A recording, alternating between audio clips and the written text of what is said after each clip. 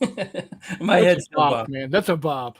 Oh, dude, you did such a good job for me. I appreciate that. Hey guys, welcome to Lucky 13. This is our 13th episode of Postcards from the Front. I apologize. I look like I've been beat up. Since Sunday, I've had a food allergy. Uh-oh. So don't know how I got it. Oh, I think I know, but I've never had a food allergy before. So a couple of bookkeeping things before we dive in. Um, because of last week's travel and this week dealing with this, I've been exhausted. So I will start pulling down all of the games off of itch.io and get them ready for Deeds. I didn't do it last week with all the travel. I was commuting 3 hours a day and just did not have the time. Also, next week, I will be in LA, and it's 80-20 that we'll have a show. I'm trying to twist Chris and Eric's arms. They're willing to do it. I think we're negotiating cost at this point. I think there's some fees involved. I don't know. It'll be twice my normal appearance fee. Oh, I can afford twice of nothing. Not from Knott's Not. So if we do have a show next week, it'll be up to Chris and Eric on what they want to talk about. And naval. Oh, you know what happens when the parents leave the kids alone. So we'll see how that plays out. I will destroy your channel. You will have a chance, my friend. You will have a chance. And then also the following week on the 17th, which is actually my birthday, David Thompson will be on with us. So he'll come on. We'll talk about some of his games. In fact, I don't know if you saw, Eric, but I was thinking maybe for the play testers, we dive in and play his battle card game tomorrow. Oh, sure. Yeah, sounds good. Oh, right. Look at that one. Chris has given this 2 thumbs up, I believe, right? Nice. I'm giving it all the thumbs up. Every thumb available is up. Yeah, why limit it to 2? Yeah. It is. Let's put it this way. My buddy Reese, who played the first game with me, he's already thinking about how to figure out how the stats are designed for each aircraft, and doing F4Fs and zeros and P40s and K-Valves and Dauntlesses and well, you can tell Reese to pop into chat and he can ask David himself. He may give you an answer. Because the great thing about this is I can see it easily being played for Midway. I could easily see it being played for Cactus Air Force over Guadalcanal. Yep. Even bombing raids into Germany and Polesti, Poland. Well, he keeps things very close to the vest, but I did see him in an interview talking that the next 2 or 3 games in the Undaunted series, I've got that. We're going to have to, that's what we should probably play. I haven't played it yet. Oh, no, we got to do that. We got to do that. It's such a fun game. I haven't played it yet. It is. And so, so that's the 17th. He'll be on, but that show is going to start at 5:00, guys. Cool. That's 7 p.m. real time. Fair enough. Sure. And let me hit the chat real quick. ID Jester, hey, nice to see you, boss. He pops in. Hello there, guys. How's it going? Other than the fact that I had a food allergy and I'm exhausted from a week of travel and no sleep, things aren't going too bad. Oh. I know, tiny violin. I got it. No, it's 30,000 pounds of super compressed. I don't give a damn. Oh, okay. I like that one even better. I cleaned it up a little. I appreciate it. Thank you, Charles. Yeah, I'm going to be in LA. It's a work event. I'll probably get home. It starts at 5 or 6. I'll probably get home around midnight. So we're going to let the children run the show. Battle Ready's in the house. Eric. Yes, sir. Okay, well, hello, everyone. Not next week, ID, the 17th. So 2 weeks. Yeah, it should be good. We're looking forward to it. But tonight, I have a bit of a treat for you guys. We have Walkabout Games, and he's going to talk about a game that he has designed, Move to Contact. And Chris holds kind of we don't put it on the air, it's just kind of a hangout. And Walkabout, what are you pointing at there? That Chris, not this Chris. No, you. Oh, me. When Oh, yeah, my your hangout. Yeah. Yeah. Walkabout showed up and kind of told us about his game. And both Chris and I were like, oh my God, I got to get my hands on this. Just the concept, it makes so much sense that we wanted to have him come on and kind of do a deep dive on the philosophy behind it, how it fundamentally works. And I believe it's going to be in play testing soon. Is that right, Walkabout? I am right now going through all my notebooks.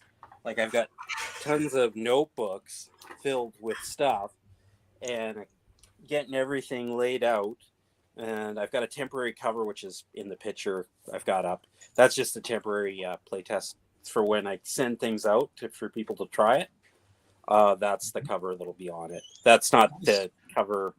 I could change it, Yeah. Art and stuff is on low. I'm working on it, but it's the least important thing right at this stage. I'm trying to get everything typed up so that people can start playing it, and then I can add the art afterwards. Yeah, I think that's a sensible way of doing it. Yeah. So what I'd like to do, and let's just dive into this. Why don't you give a little background on the game, kind of what motivated you to create it, thoughts behind the design, and take as long as you like. We're in no hurry here, as you well know. We'll try to keep the same vibe here that Not Jay has in his channel, and then feel free to dive into the details and talk about kind of the live designer notes on why you did what you did with your movement and combat and things like that. Okay. I'll start from the beginning. This rule set, I looked back today to see how far some of my notes went back. It's over 20 years. Sounds familiar. Yeah, doesn't it? and how this came about was the fact that over 20 years ago, there was only so many rule books we had. Right now, we have so many. We have so many diverse titles for books in different genres. But back then, we didn't have too much. And I wanted a set of rules that did not use a tape measure. Because I started playing war games back in, I think the first war game I ever played was 1986. Oh, wow. Okay. And then I got into a game called Warhammer in 1987. And I played that for decades. I even ran a store selling the product too. And one of the things that always bothered me, because I am a veteran, is the fact that we've got these genetically engineered superhumans with these really high-tech rifles that can shoot 24 inches.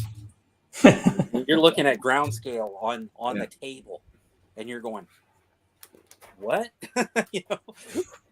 my bolt action 22 can shoot further than that. Yeah. You know, so what I decided to do was, even back then, I was like, oh, why do we have to have ranges? You know, I can see down this street. I could probably hit the guy. Okay. And then I was looking at, you know, what makes one soldier different from another soldier. And I got thinking about my service and what made that soldier better than this soldier. Well, training, his experience. So then I got into a game. Chris will know the game, Force on Force from Ambush Alley, and then Osprey Games, and how they differentiated things. And I've seen it in 2 other games as well. Was the type of dice you use, whether it's a D6, a D12, you know, a D10, a D8, and that shows their experience and their training. And I like that. I was like, okay, that's a good way of showing that these guys are, they don't know how to shoot a rifle very well, so they're a D6. You know, they're insurgents with no basic training. They get a D6. Did you say they're surgeons or insurgents? Insurgents. Okay. My ears are. That's okay. I'm going to go surgeons with no training. Wow. Okay, that's scary. So that's really scary. So what I did was I started playing around with the Force on Force rules, but then I thought they, you know, to a certain degree, they're fairly easy to understand, but unless you play them constantly, you'll always forget stuff, or you can't remember rules because there's too many rules. So there was like a lot of games use modifiers, +1, -2, all these kind of things. I didn't want any of that. So I came up with the thing, well, a simple fire team of 4 men starts off with 3 dice. That's what they get, 3 dice. And a hit number for everybody is 4 up. Okay. So if it's a D6, you miss on 1, 2, 3. Okay, it's that simple.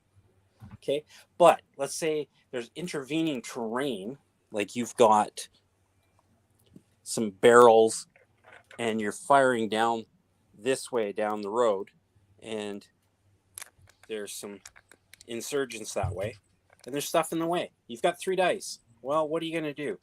Well, you're going to minus a die. That's all. That's simple. You have one piece of intervening terrain that is in the way that either makes them very hard to hit or blocks shots or hard to see. So then you take 1 die away. You roll 2 dice. Pretty simple. I've been trying to keep the dice rolls to a minimum. I don't want buckets full of dice, but there are some weapons that put out a lot of firepower, so you add a fair bit of dice. So what I've done also, and I'll move this forward here so I can give examples a little bit better. Okay. And I made you large, so you've got the whole screen. Okay, thank you. So another thing I did, I don't like lots and lots of tokens on my game. Okay? I like seeing my miniatures. I like seeing my scenery. I like getting into the story of the game. So the only thing that I've done, and this is just a sample, is I've made cards. My original ones were on pieces of paper. This one, I just took some pictures I made, and I put some basic stats on it. Okay, and then I started making them a little bit better. And then I started making, and the original name of the game was Advance to Contact, but I've since found out that somebody else has had a game or has a game that has a similar title. Okay. So I moved to Contact. It's a more modern version of Advance to Contact, basically. Okay. So you'll see that how you do it is you lay down your card this way, so towards your enemy. Okay. And let's say these gentlemen are shooting at this fire team. Let's say they take 3 hits. Okay, so what would happen is they'd go from like this tapping mechanism, like they have in Magic and other games as well. So Mm-hmm. this would be pinned. That'd be a first hit. Okay, Okay. suppressed. Okay, let's say they got 3 hits. Well, they are KIA or uh, incapacitated. Okay, so what's happened here is one of the men in this fire team has taken a hit. That hit has made him incapacitated. Okay, let's say if these guys had gotten 4, then one of the guys would be KIA. He would be dead. Okay, and depending Mm-hmm. on the situation, because well, not Jay, Chris will know this, and so would his brother. If you've got a guy in a Western army, I'm just saying Western trained armies, and let's say that person is injured, incapacitated, well, that fire team is now taking care of that guy. Their total mission has changed. Their mission is to take care of that guy and as soon as possible get him out of there.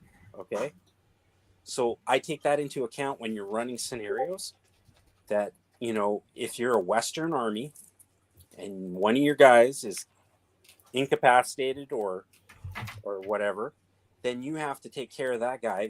That fire team's job just completely changed. Their mission is completely changed because that's what's happened. Okay. Hey, Walkabout. Charles has a question. He says, 4, I only saw 3. I think he's talking about the minis on the board. Oh, there's 2 up here right now, but okay. Here, 1 second. I'll make Charles happy. Look. Yeah, he's a stickler to stuff. Okay. There you go, Charles.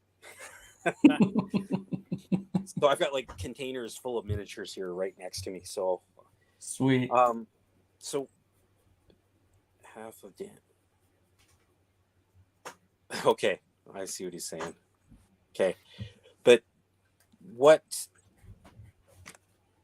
I've tried to do is not make it a simulation totally, because I know there's lots of games out there that do simulations where they go right down to the level of how far a rifle can shoot, how much power it does. Like, to me, an assault rifle is an assault rifle. It's still putting out the same amount of bullets. Mm-hmm. You're still going to do damage. Okay. I know that, and I've put this into the rules as well, where you've got modern body armor. Okay. Modern body armor can take some hits. Okay. But I don't give you a saving roll. What I do is the guys that are the insurgents, let's just say the insurgents are shooting at this modern U.S. squad fire team. The American fire team has body armor. Okay. Okay. When you are about to roll, you're minusing a die from that insurgents team because of the body armor. That's simple. I don't want to get into the fact that body armor, that, you know, like the minutia of body armor. Well, it won't stop that rifle and it won't stop this rifle. Well, I'm just saying that you're minusing a dice to take into account that the body armor might suck up some of those shots. Because Okay. I've seen footage recently, well, let's say Ukraine, where a guy gets hit in his Kevlar helmet, but he still keeps on going. Okay. But then there's times where it misses the body armor, right? It does damage. What I'm saying is just the simple minus of a dice is taking into the possibility that the body armor actually does something. Okay. So let me stop you. Just I want to make a comment here that I think, and this is one of the things that, and I think Chris will agree with this, but what I really like is you're consistently trying to streamline and make the game easier to play, but every single thing you've brought up, there's a logical abstraction of taking and removing a dice. And what I'm going to be doing also in the playtest Mhm. rules is there's going to be a designer's notes section Oh, I love you already. to explain some of the reasons why I did the things I did. Perfect. Okay. And how, remember I was saying at the beginning of the thing, there's no tape measures. Okay. You Yeah. don't use tape measures. You don't use tape measures for movement. You don't use tape measures for ranges. Wait. You're not just going to go blow right through that. How do we do movement? I'm sorry. How do we Okay. do There, movement? there, you're coming right to it. Okay. So, insurgent player is on the edge of the table here, Okay. and they have the initiative. Okay. There are no turns in move to contact. Okay. Okay. This is so you would roll, or the scenario would tell you who has the initiative. Okay. It's either you Okay. roll for it or the initiative is determined by the scenario. Okay. So this insurgent team is going to move to these barrels. Okay. So Okay. they've moved up to the barrels. The player you're playing against goes, looks around, determines whether he can see them, whether he can shoot at them. Okay. If he cannot see them or he cannot shoot at them, they go again. Okay. So let's say I'm going to move to here. I'm going to move across the battlefield to the corner of this building. Okay. So as I'm moving across here, I then find out that the opponent has a fire team of 4 men here. So he then says, okay, I would like you to move your miniatures back to the open. And then you would roll to shoot, Okay. determine whether any effect happens to them. So whether pinned, suppressed, KIA, whatever happens to them, do that on their card. Okay. Flipping Okay. the card. Now, Okay. if I'm playing Eric, I could just ignore that because he doesn't roll dice very well. So depending on As we all know. depending on all the modifiers and everything, let's just say they did damage. They've suppressed the team. Okay. Okay. So you show suppression on their card. The card shows that they are suppressed. They have now lost the initiative. Okay. Oh. The American player now has the initiative. Okay. So there's a couple games that are similar to this where they have no rulers. The most common, most popular one was written in the 90s by a guy named Artie Conliffe, and it's called Crossfire. It is Okay. a World War II game that has no turns and has an interaction where you declare where you're moving the squad or fire team. You move to that point. At any point in your movement, your opponent can go, I'm going to stop you right there. This fire team here, or these 2 fire teams can see you. They are going to fire at you. If any damage or pinned result or whatever happens, Mm-hmm. now the initiative goes to the other player. Okay, this is Okay. where, let's say, this team of insurgents was going to move, and they had these guys up or inside the building, and they were providing cover fire. Okay. Okay. So what would happen is these guys would move. This guy would have the choice to fire or let him move. Okay. He's decided to fire. Okay. What would Mhm. happen at that point would be that these guys would get a supported fire after they've fired. Okay. Okay. So what would happen is this is the possibility of you keeping your initiative. Because Okay. So let me ask you a question. Sure. Does it end there? Because we had talked with Chris about a 2.5 day interruption in one of the Force on Force games. Of course, I'm exaggerating, but I think it was like It 13. I did go through that too. I know what Chris is talking about. So what go I've, ahead. I'll let you talk. I'm sorry. so what I've done, so it doesn't just turn into like going for 5 hours in this one combat, Yeah. is what I've done is you minus a dice for every consecutive firing back at. Do you know what I mean? Okay. And you only So have 4 to start with, correct? Or 3? 3 to start with, unless Okay. you got like this heavy machine gun here. That would be 5 dice. Okay, that's Nice. a heavy machine gun. It is putting out immense amounts of fire. I have experience with a 50 cal, and it puts out big rounds. So Okay. that's got a 5. Let's say it was a light machine gun, it would be a 4. A squad automatic weapon, 3. Okay, I'm almost thinking about making the squad automatic weapon the same as a light machine gun because they're almost the same nowadays. Okay. Um, Now, and we didn't say this earlier. This is a modern rule set. this you can play World War One upwards. Okay.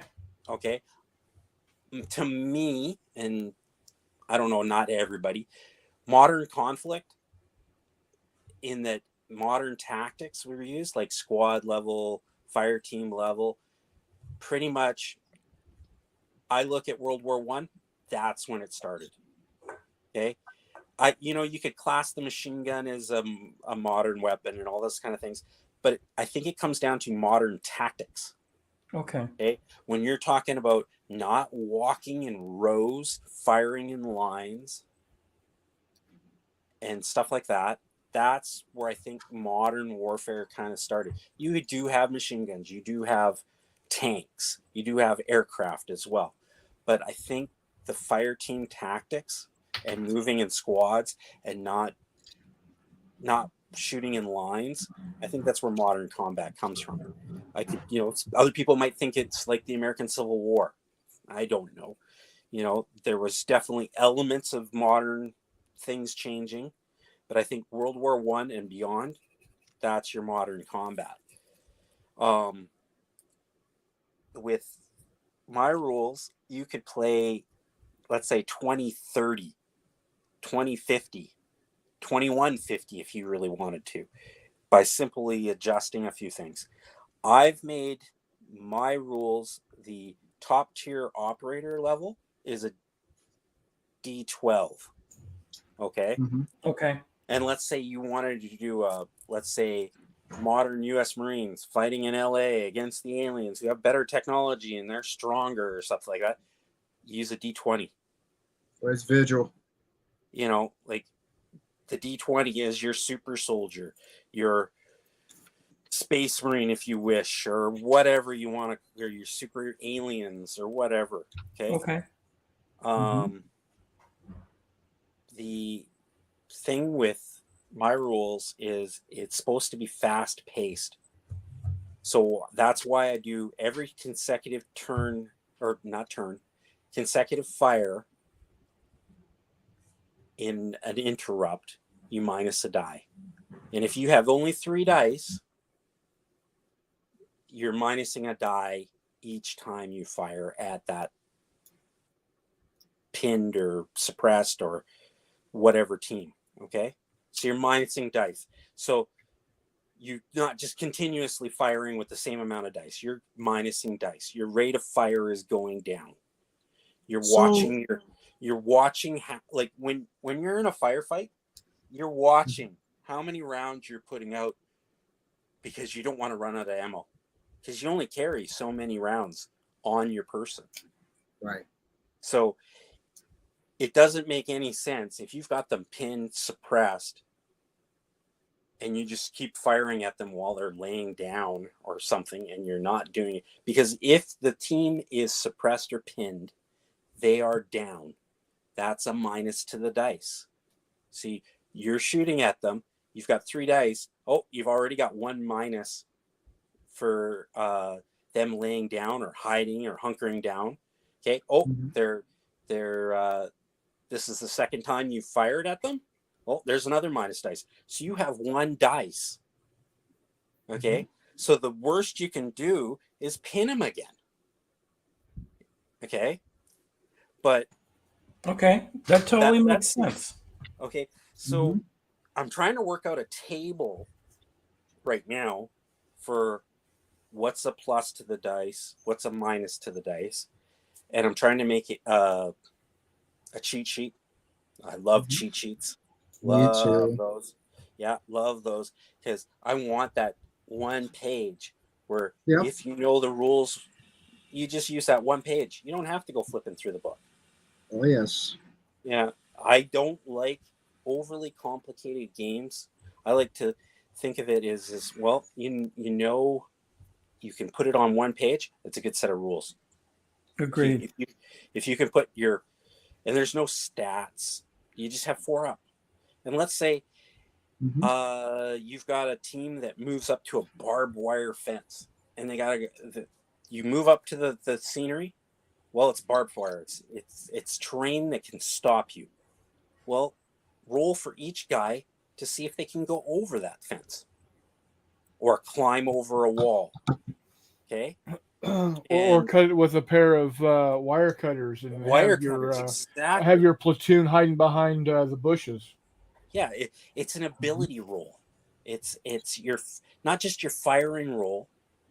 It's your ability to cut through wire, like Chris said. So Climb a everything is a wall. 4 up on that. Yeah, everything's a 4 up. Yeah. So if you're a professional soldier, you're probably going to be rolling 12, a D12 or higher. Well, that's a top tier. Yeah, that's your Okay. Navy SEALs. And so everything you do is going to be relatively simple. But if you're an insurgent, even harder. getting through barbed wire, which you may have never seen before, Yep. making an example, you're Yep. going to struggle to get through it.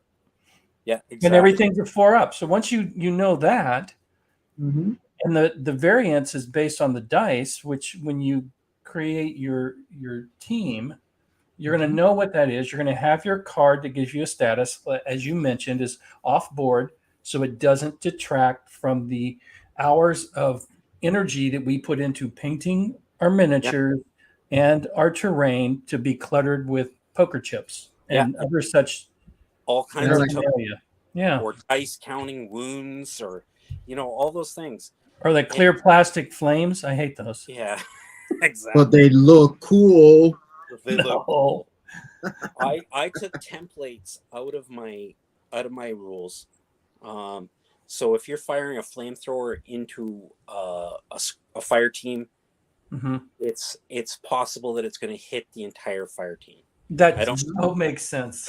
Makes It's perfect just simple. sense. It makes it. If you're taking mortar rounds, I'm firing at this fire team. I'm going to dropping rounds in there. Well, if it drops there, it drops there. If it doesn't, it falls somewhere else. So Chris, Yes. what's the standard size of your team for the game? Okay. What are you thinking? It's pretty easy. A fire team is 4 miniatures. Oh, okay. Mhm. And what I've done is, if you have a standard squad for a Western army, Mhm. most of the time is 8 to 10 men. Okay. Okay. Mm-hmm. Some countries are different. Okay. So usually they're fire teams. You got to move Yep. the team and fire team, right? Mhm. So one would be maybe have the saw putting down suppressive fire as the other team advances. Those. Yep. I I'm got taking, you. like an example of an odd Mhm. an odd squad would be a Marine team. A Marine squad is made up of 3 fire teams. Oh, okay. Okay. Mhm. And they've been that way for quite some time. Oh, I thought you were going to say that because they're odd because they were made up of Marines. Well, that too. Yeah. Yeah. Part Made of out of their Iron Man. Yeah. part of their kit is 64 box of Crayolas. Crayolas. Yep. Yep. So what it is with insurgents, like a good example of insurgents is what I've done in the rules for insurgents is usually you see insurgents in more than groups of 4. So what I've done for insurgents is 6. Still gets 3 dice though. Okay. the 6 guys where they're fanatical, you know, that they stick around. That sometimes they're hard to get out of places. Mhm. 3 dice each, Chris, There's 3 dice for the whole fire for team. the team. Gotcha. Yeah, Okay. that's for everybody across the board. Yep. But they have 6 models.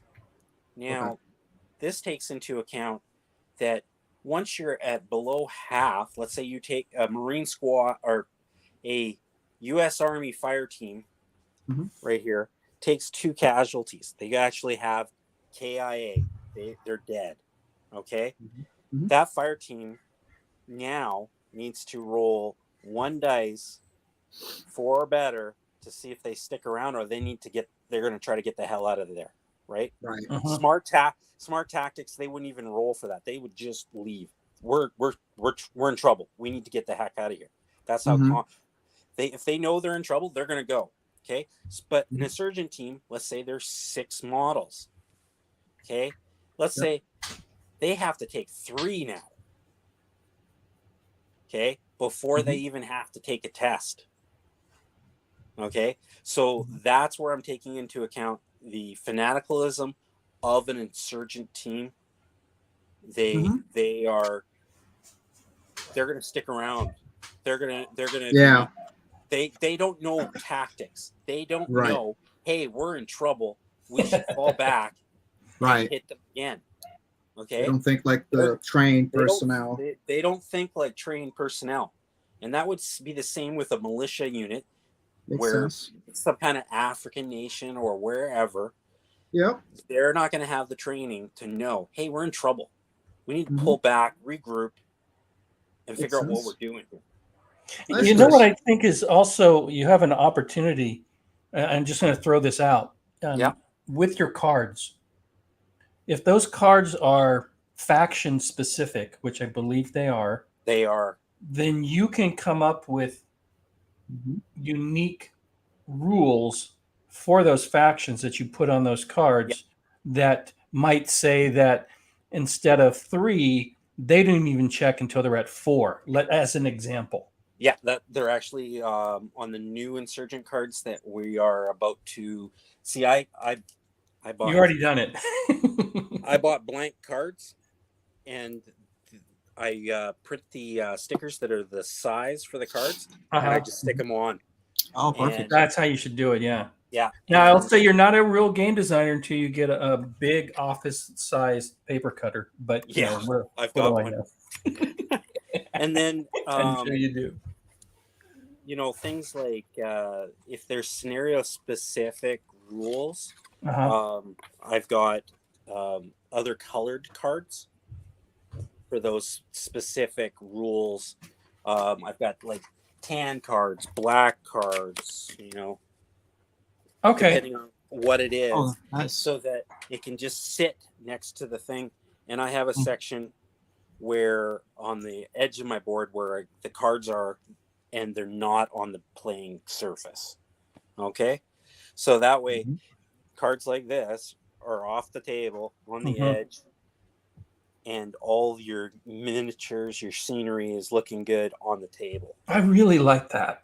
I'm not gonna lie. I really like that. Like my son plays a very popular science fiction game that has so many tokens. All I come in, I walk downstairs and I see them play, and all I see is the tokens. You know, the miniatures look phenomenal, the scenery looks phenomenal, but all I see is these tokens on the Yeah, table. I mean it's a minor thing when you say it, but to your point, when you're looking at a table and you can see just the miniatures without all those little markers, I think that's going to make for a much more appealing looking game, which is Yeah. part of the hobby, quite Yeah. honestly. Yeah, because my cards have gone from a scrap of paper to this. Okay. Then it went to this. And now I've got a fourth type that I'm coming Mhm. out with. Nice. So things have progressed. And I think COVID had a lot to do with that. Oh, yeah. Because during COVID, I couldn't play games with my regular gaming group. Mhm. But I was like, you know, oh, hey, there's my notebooks. Hey, let's look at the notebooks. And then I just started writing things down. And then we started play testing, and now I'm at the point where you guys have, I've given me some encouragement, and I've started, putting it, and I'm going to try to get it put into a PDF. Yeah. So Yes. Yes, you will. And I'm We'll going to ask I'll for throw it. this out. I could see this also as and it doesn't need to be hex encounter, but I could see this as a game that's played with cardboard counters. yeah, it could be. Oh, Oh, there's absolutely. another thing that you can do, and I'm play testing it right now. Mhm. With these rules, you could play at a larger level. Okay, with these rules, you could play probably platoon size, which is like 30, 40 guys Oh, wow. each side, kind of thing. Yeah. Okay. Oh, okay. Yeah. But a simple change.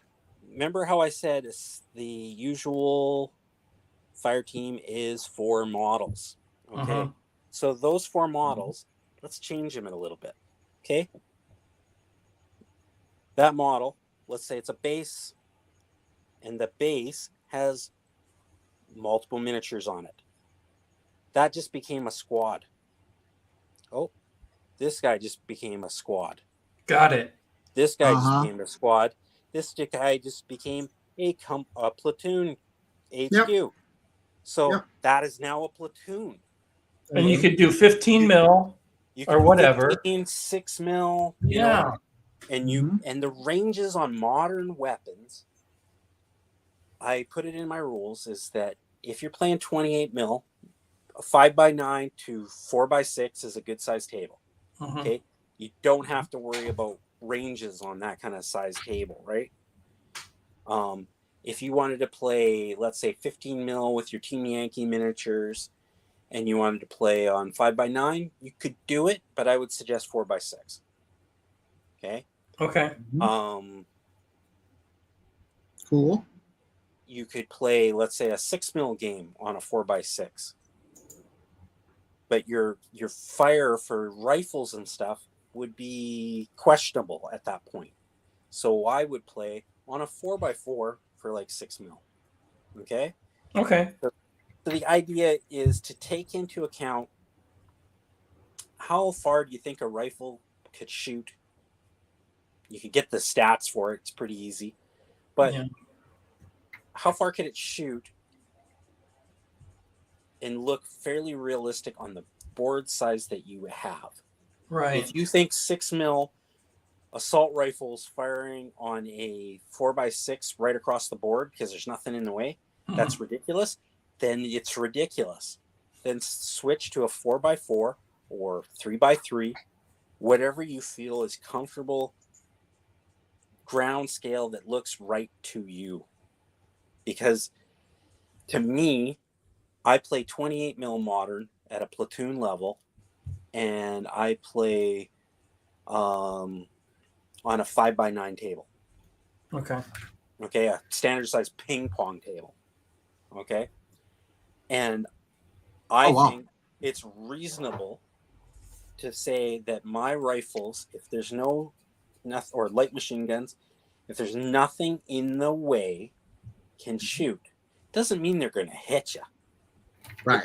It just means that they can shoot. So, Okay. but if there's intervening things in your fire, if you're firing down a road and there's damaged cars, crates, fires, like from burning vehicles, and you're firing down that street at somebody, you can see them. Doesn't mean you're going to hit them.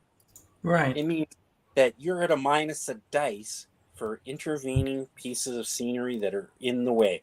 If it's smoke, well, you got to have thermals or something to see through that smoke. Yeah. So what I'm hearing is that, and maybe you need to put this in the rules, but you're applying some level of common sense.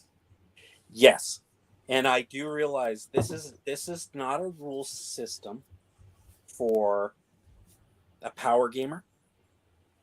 Yeah. Okay. This is not a rule system for somebody that's very competitive.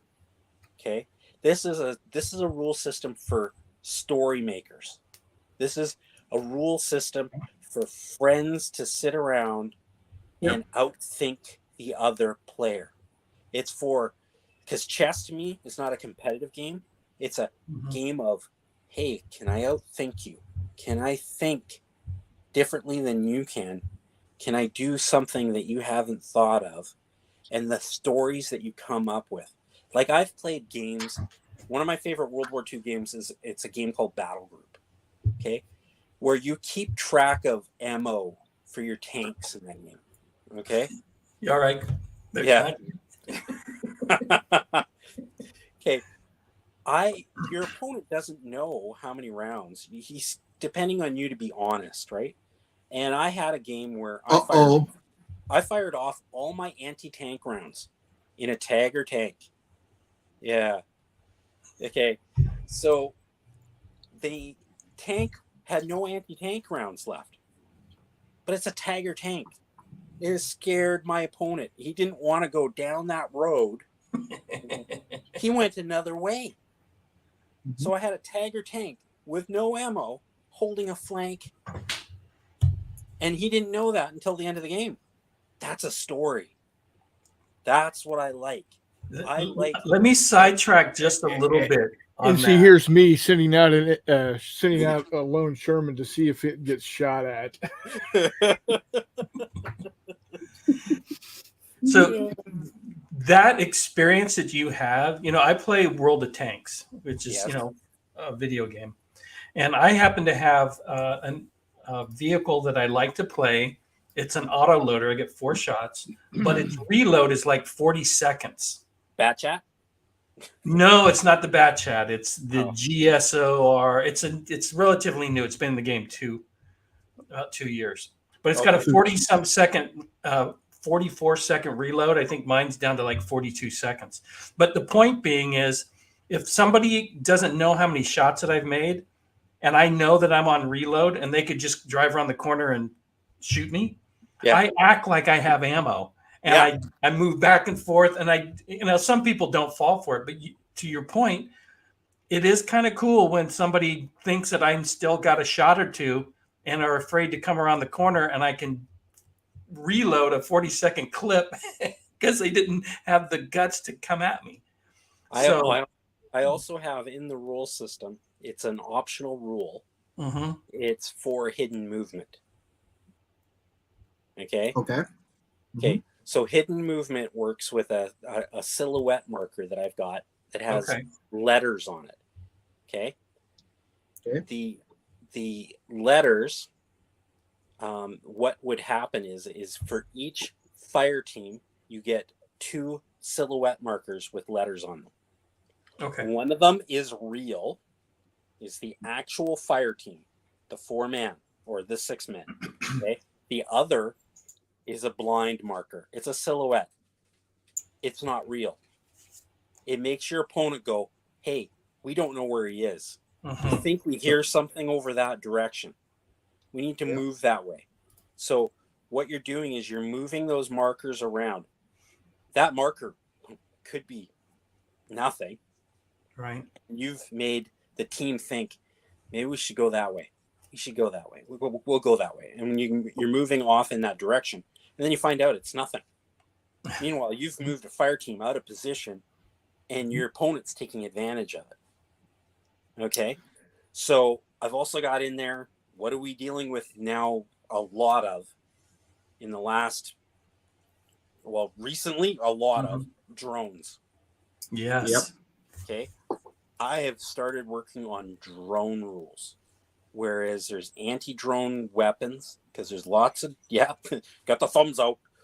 Yeah, we've got tons of people using drones. Even insurgents are using drones now. Yeah. Okay. So depending on the situation, you could have those markers moving around the board.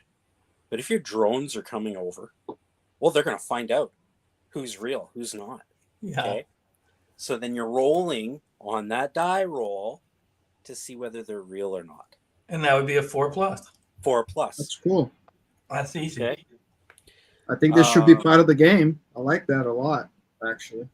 I've tried to make everything either dice removal or a 4+ roll.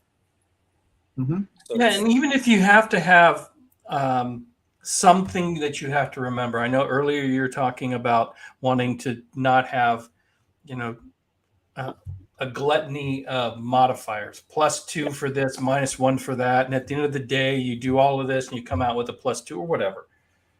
And so, in your case, it's subtract a die, which is effectively plus or minus, Yeah. but you've minimized it to where it's a 4+. You got dice size, which eliminates a ton of stuff. You got counters off the board. You've eliminated range. You have some instances where you lose dice, but it's, again, you talk about one sheet where it's got all this information because you've streamlined it so much that you can get away with that. And like I said, I'm looking forward to playing this because it sounds like it's fairly casual in the design aspect, right? You're not interested in tournament play. Yeah. And it's like, hey guys, we're going to sit down and we're going to play a tactical game, and we want to look at our miniatures and all sorts of stuff. I've had a friend who works at one of our military. We've got a couple of military colleges here, and I still know people in the military that are pretty close to retirement by now, but they instruct, and they've used Force on Force. They've used other games. Okay? Interesting. A lot of the games that Hexy plays, Mm-hmm. or Chris plays, I've seen those games in pictures from the colleges. Okay. Okay. A lot of colleges in the U.S. Actually have gaming groups, and some of them are professional gaming groups, and they actually work with the Defense Department in the United States, Nice. and they actually do work with other countries as well. My brother wrote an article for U.S. Naval Institute's Proceedings magazine about using war games to train officers, and he's actually used war games to train officer candidates in OCS. Yeah, we I did remember doing it when I was in the military. Yeah, we did a Kriegspiel for his cadets. Yeah, That's cool. one drill. They loved it. Let me back you up a little bit, Chris. Yeah. If you could explain, and I know you don't have turns. Yes. I start with the initiative. Okay. And I've got, let's say, 3 fire teams. Yep. I move one. It doesn't trigger anything from you. Yep. I can move it again, move another one, move all of them. Yep. And I'm just moving while you're sitting there, maybe setting a trap. Yeah. And then you go, hold on, I'm now going to shoot at you. Yep. You shoot. There's some interaction there, back and forth. Yeah. I hit you, but if you then shoot at me and hit me, then maybe you get the initiative back. But at that point, when I've moved and now you've gained the initiative. So 2 questions. One, if I'm moving it through the open to the other side of a street to an alley, do I finish that move and go to the alley? Yes. Even if I take hits? If you did not lose the initiative because of being shot at, you would continue your movement, and you would still have the initiative. Okay, but if I got hit, you'd gain the initiative, and I would then at that point be in the middle of the street. Yeah. Okay. Losing the initiative is if that player does a pin, a suppressed, or incapacitated, or KIA. Okay. And as soon as that happens, that fire team has lost its initiative, and it is now the opposing player's initiative, unless you have a fire team in support that can fire at that team after they've done their damage. And if they take it back, then you've taken it back, basically. Okay? You understand what I'm saying? Yeah. So But it No. still means that that team, if they've been pinned or suppressed or whatever, Mhm. to get out of pinning and suppressing, you have to roll dice for each member of that team to get out of pinned, suppressed, and stuff. So you're if you're pinned and suppressed, Right. and you have the initiative to get that back, you roll to see for each member whether they can untap the card, right? Okay. So let's say you were suppressed. So you would roll one dice to see if you could get to pin, and let's say you got it again, and you would be back to normal. Okay. Okay. So basically what you're doing is you're rolling those 3 dice, and depending on how many successes it takes, basically, let's say it was like this, it'd be 1, 2, 3. Yeah. You're out of it. You're back to normal. You Okay. understand what I'm saying? No, I that mechanic I think works. So again, now I haven't played it, and what I'm going to say is going to maybe come off a bit critical, but it sounds like, and again, not playing it, Yeah. that one side is doing a lot of moving potentially, while the other side doesn't move, and that doesn't seem real. Okay, Because hold on. If I can Hold get on. the initiative, let me get my point out, and then you can rip Yeah. me up. Only if I shoot at you, and then if I hit you, do I gain the initiative. Okay, go ahead, Chris. Okay, so Chris, let me know if I'm off base. But Okay. I think I've got a grasp on it. Okay. Okay, okay, Hizzy, you are Team Blue. I'm Team Red. We're equivalent. Okay, so we're pure combat forces. You are wanting to move from point A behind a copse of trees to point B behind an APC wanting to load up, right? Why the APC didn't move all the way to the trees, I don't know. That's irrelevant. I'm hiding behind some rocks. As I see you cross, I'm going to interrupt you and fire on you. Mm-hmm. Because I'm rolling probably D8s on a 5, 6, 7, or 8, which is 50% of the time, I'm going to take the initiative away from you because I am going to do something to your team. You're going to put, at the minimum, you're going to put their head down. Right. At the minimum, I'm gonna stop you from what you're wanting to do, which then gives me the initiative. So there's going to be a lot of back and forth, a lot more than you think. Well, like I said, I haven't played it. Yeah, it's because, and if you get, let's say you get to a veteran team, let's say it's a unit that's been in country for 9-10 months.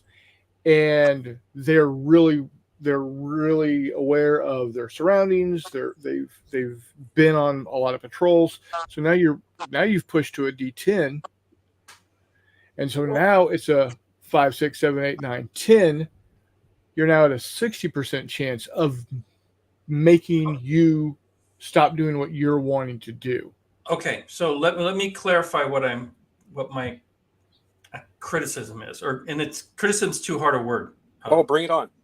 It's just my raw thought. Okay, that part, Chris, that you explained, Najee, I totally get. I think that word, I like that. What I'm talking about is simultaneous movement. Let's say you're moving to that vehicle, and I'm hiding behind the rocks. I might have another team that might be circling around and flanking, but the way the rules are, they're just sitting there right now. So one idea, Walkabout, might be to allow for both sides to simultaneously move, and then when one side decides to shoot, you stop resolve. Well, that way you have a little more dynamic battlefield because I'm moving, Chris is moving. Let me get it out, sir, and then go ahead.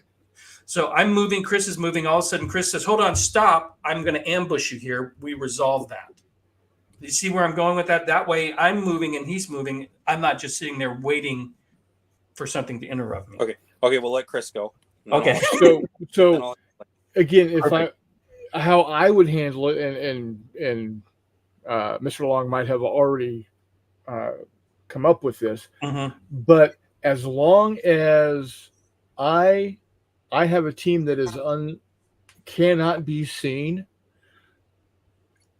by my opponent, they would be able to do what's called hidden movement.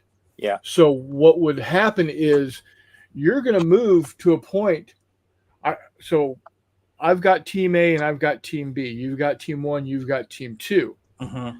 At no point in time is my team B going to be found from where they are now to where I want to pull my ambush. So when you move into place, I'm going to say hidden movement, ambush you there. Right. I don't need to move my miniatures until I'm ready to pull that ambush, even if they're not already there. You see what I'm saying?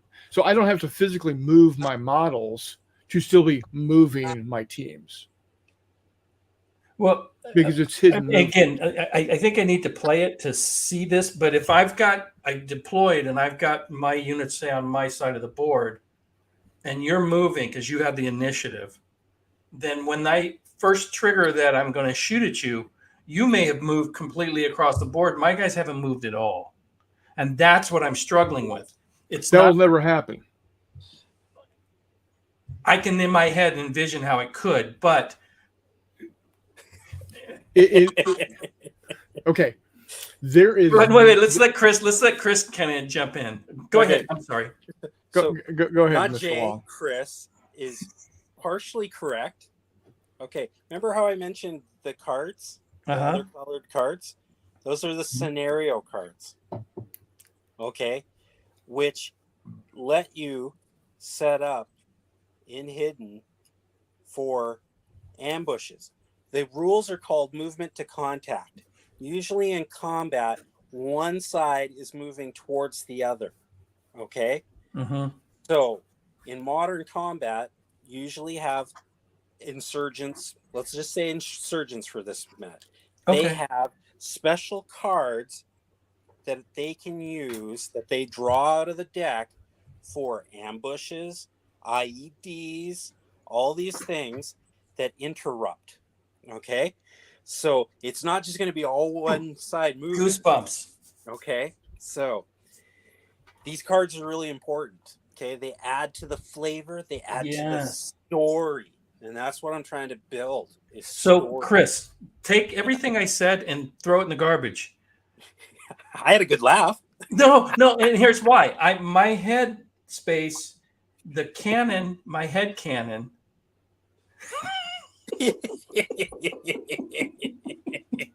I had to take the You shot. had to be there, folks. You had to But be I was looking at it from a miniature, not I go, you go, but we're battling and we're moving. And what you said makes so much sense. It's one side has the initiative that says, okay, not that everybody's unaware, right? But somebody is on a mission to go to this location, hit these guys. Maybe they're defending, whatever the case may be. And so that initiative allows them that movement, but you have cards that simulate what would have been unseen movement. Yes, That's exactly. brilliant. That's I got goosebumps because once I understood what you were doing, then everything I said was just pure garbage because it's not about physically, and Chris said it, it's not about the physical movement of the miniatures or the chits or whatever. It's, I have the initiative. I'm executing a plan. Again, fire team, you're going to move here. We're going to maybe set up some suppressive fire or cover fire. We're going to do these things. And then you, as the non-initiative player, have cards that say, oh, when this happens, I'm going to drop this, and that's going to give me that ambush. Even though I didn't set up there, an opportunity's presented itself where a card is used. And again, it's story-driven. I love it. Okay, totally get it now. So here's another example of how these cards can be used. We played a World War II game with these rules. Mm-hmm. Russians versus Germans, Stalingrad. Okay. The thing with Stalingrad and a city board, Mm-hmm. you cannot simulate all the places where the Russians moved, because they moved in the sewers. They were in the tunnels. They were in the subways. Okay. So what I did was I made cards for the Russian player that they could set up ambushes, and we had little tokens that looked like manholes, or we had a subway station staircase that came out of the ground, Mm-hmm. and we put them on the board. And it made the German go, okay, he could come out of those, he could come out behind us. He Yes. could come out over there. So then you have the German player who has the initiative in that scenario. He had the initiative. Man. Double thinking where he placed troops. He had to think like a commander of the time and go, hey, I can't leave our that manhole cover or that subway entrance unguarded. We have to leave somebody behind. Well, he just lost a fire team protecting or guarding that thing. So he's got Again, less to more move. goosebumps. You need to take your chances. Are you going to cover it?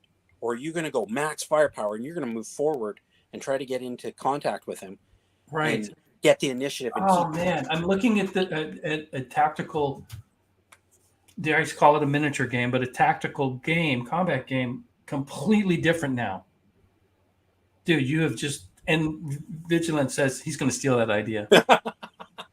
We were going to talk last week about hidden movement, and we'll do that coming up in the future. But I think what you're designing here is almost, and again, I haven't played it, and this could be garbage too, but almost perfect hidden movement. Yeah, and I've run a scenario for last year. I did it for Ukraine, and I did it for Mariupol, where you got drones. Like I keep on saying, everybody's got drones, right? They can see each other.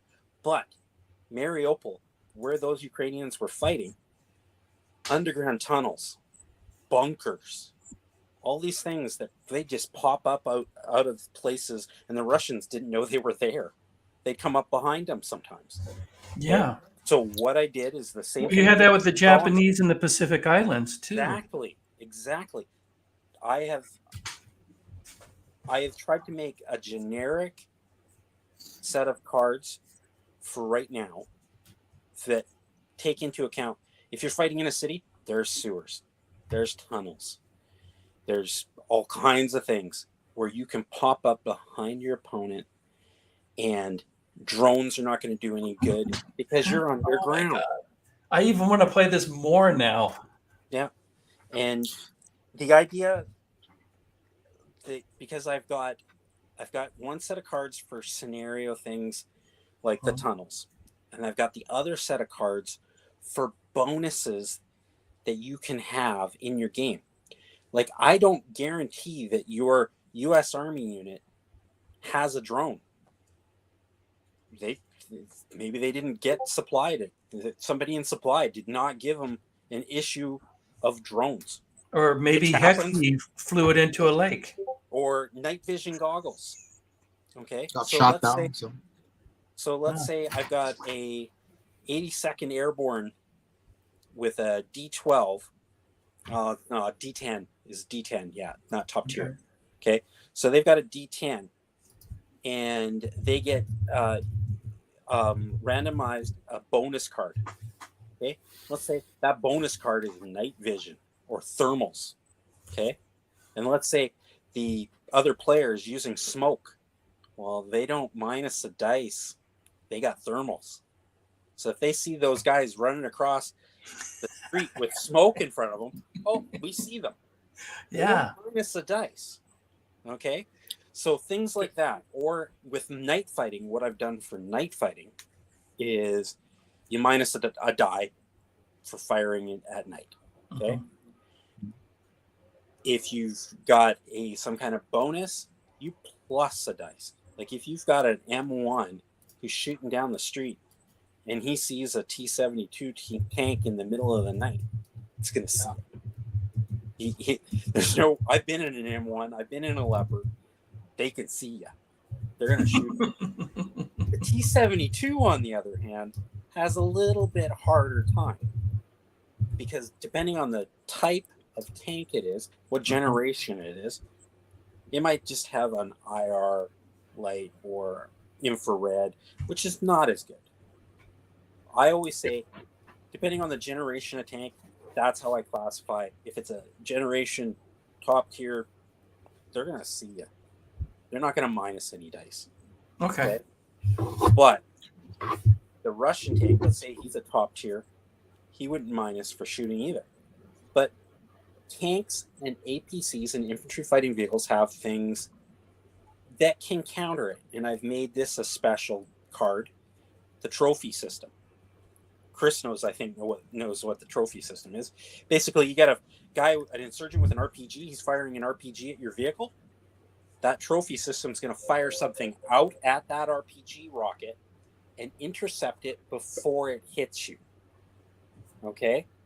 So you roll like you would normally. Okay? Mm-hmm. That tank crew rolls their dice. Oh, rolled really bad. That RPG hits you. Then you work out the damage. Okay? But let's say they rolled really good. The RPG round didn't do a thing. So that's how that works. So basically, one set of cards for adding to the story of the scenario for ambushes, IEDs, or whatever, going through the sewers or whatever it is. Okay. I've come up with about 20 cards.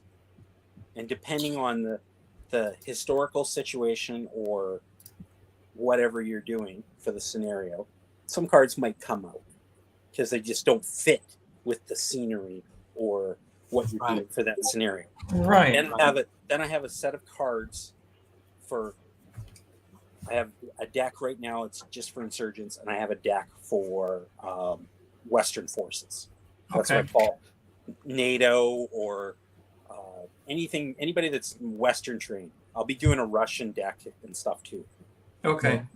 But Now I know Chris is dying to know, how do you allocate points to these units? you don't. No, God, No. just Oh, God. shut up. Shut up. I got your points right here. It is you balancing.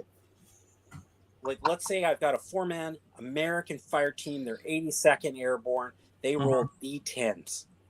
What I would do is this. I would go to my insurgents, which roll a D6. I would put 2 fire teams against that one fire team. That's one At example. least. Yes. At least. Sometimes 3. I've done 3. Okay.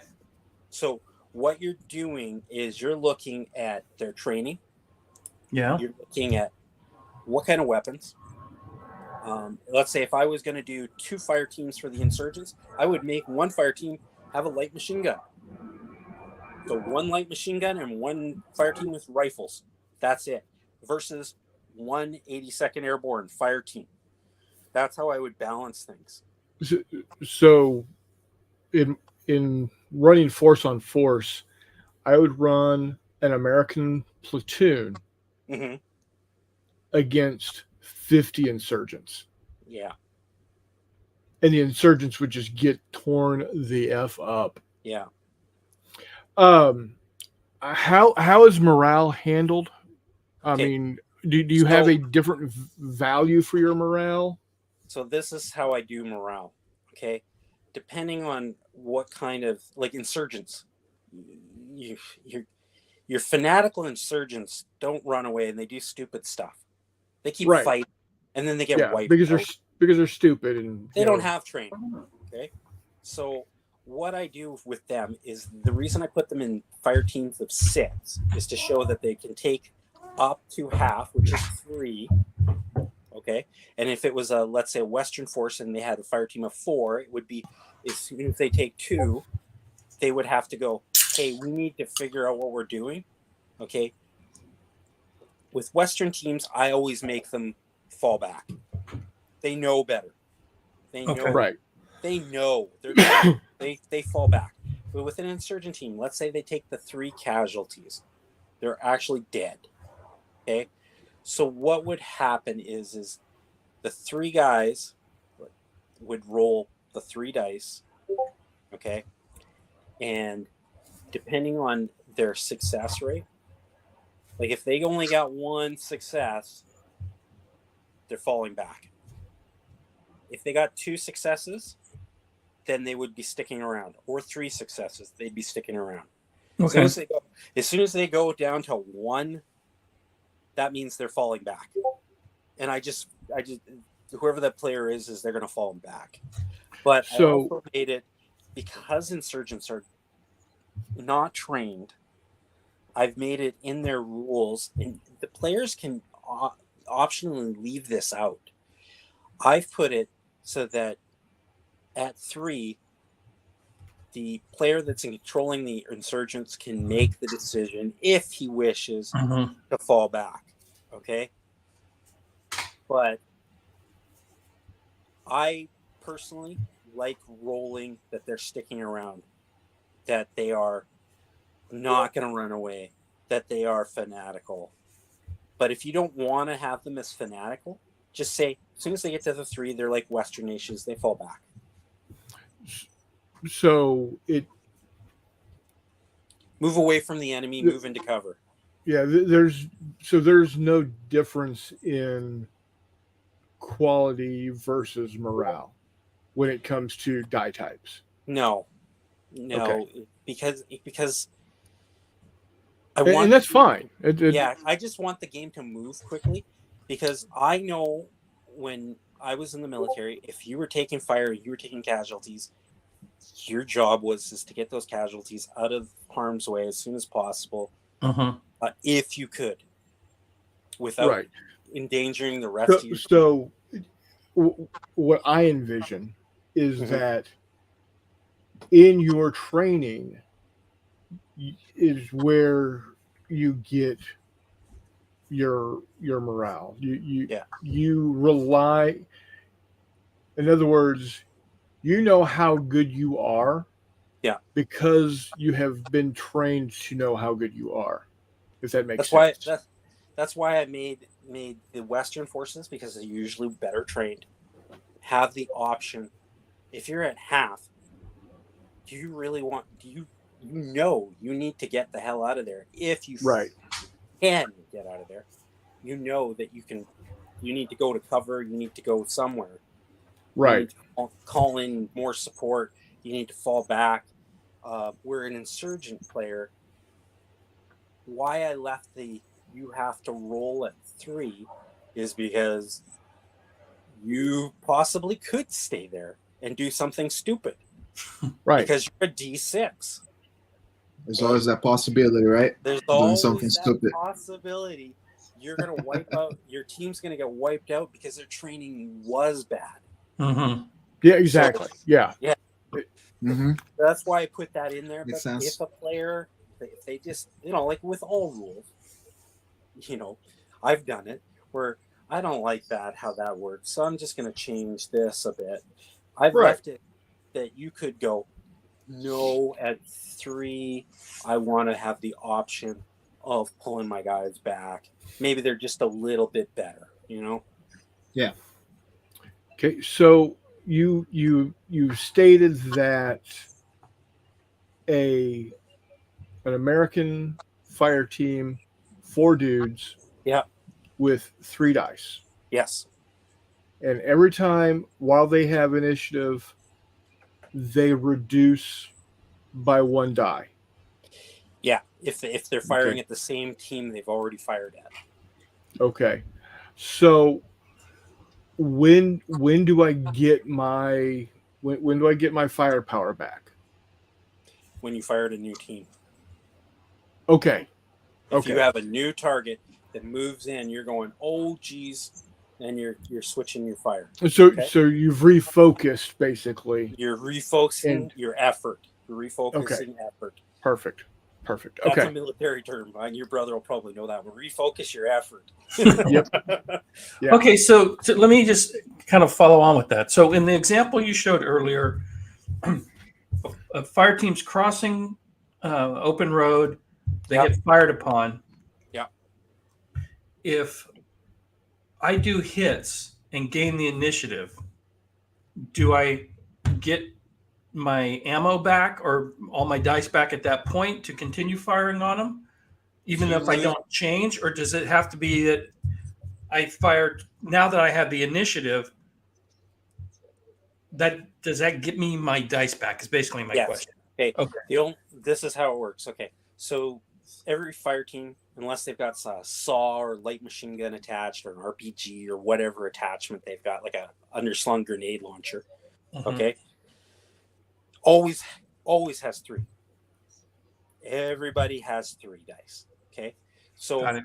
let's say you were firing at that for a second round. You're firing a second burst of fire at that team that you've already hit. Mhm. Okay. And let's say you get the 2 dice. Okay. And let's say it goes down to 1 dice. The best you're going to do is pinned. They're already pinned. Mhm. Can't do much to them. So why would you shoot at them like that? It makes you go, hey, I need to do something else and move this fire team in maybe to another position and move another fire team in to fire at the pinned and suppressed unit where Okay. they get their full dice. Okay. So basically, you're having a crossfire situation where one squad has pinned them, suppressed them, or killed somebody, and another squad has come. I've made the choice. Well, I've got the initiative. I'm moving another squad up here, and I'm going to fire at them. So you're moving and firing, and basically, I could here. I'll show you guys. Okay, this is the team that fired at the squad down the road. Okay, I've got another team here on the other side of this building. Okay, they've fired. What's the point of firing again if you can only pin them again or suppress them? Totally makes sense. Okay, so I'm gonna go, hey, we've got the initiative. Move this fire team up. Okay, make sure no one over here or something can see them, shoot at them. There's nothing interrupting them. They fire.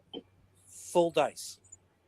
Okay, so that it is possible to kill another model. So let's say that these guys had killed one of their models. So they're in KIA on the card. Okay, Right. so this team now, these guys have ceased fire. These guys have moved up. Okay, they're firing. They've got a saw in the team. So that increases their dice pool from 3 to 5. They're now firing 5 dice into that team. Let's say they do one more. The KIA, they've killed another guy. Even though they would be taking 1 dice away, right? Because they're considered laying on the ground trying to get as much cover as possible. Yeah. They're hugging the dirt. Yeah. Okay? So they would be rolling 4 dice. They did another KIA.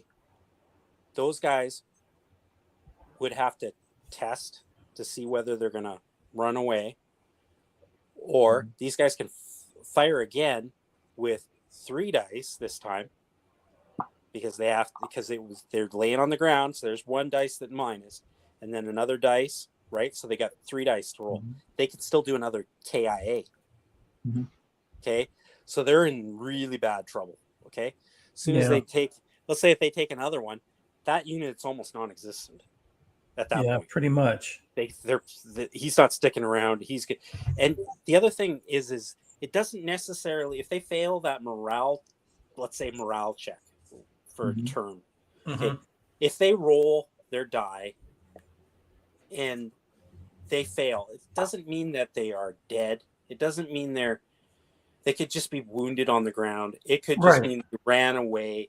It could be a multitude of things, right? They're combat ineffective. They're combat ineffective, right?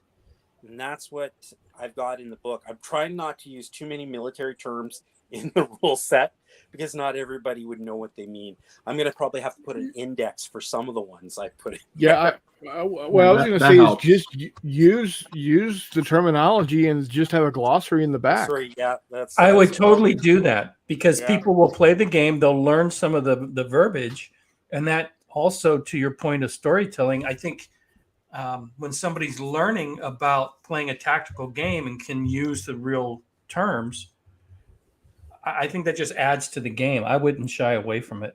To Chris's Yeah.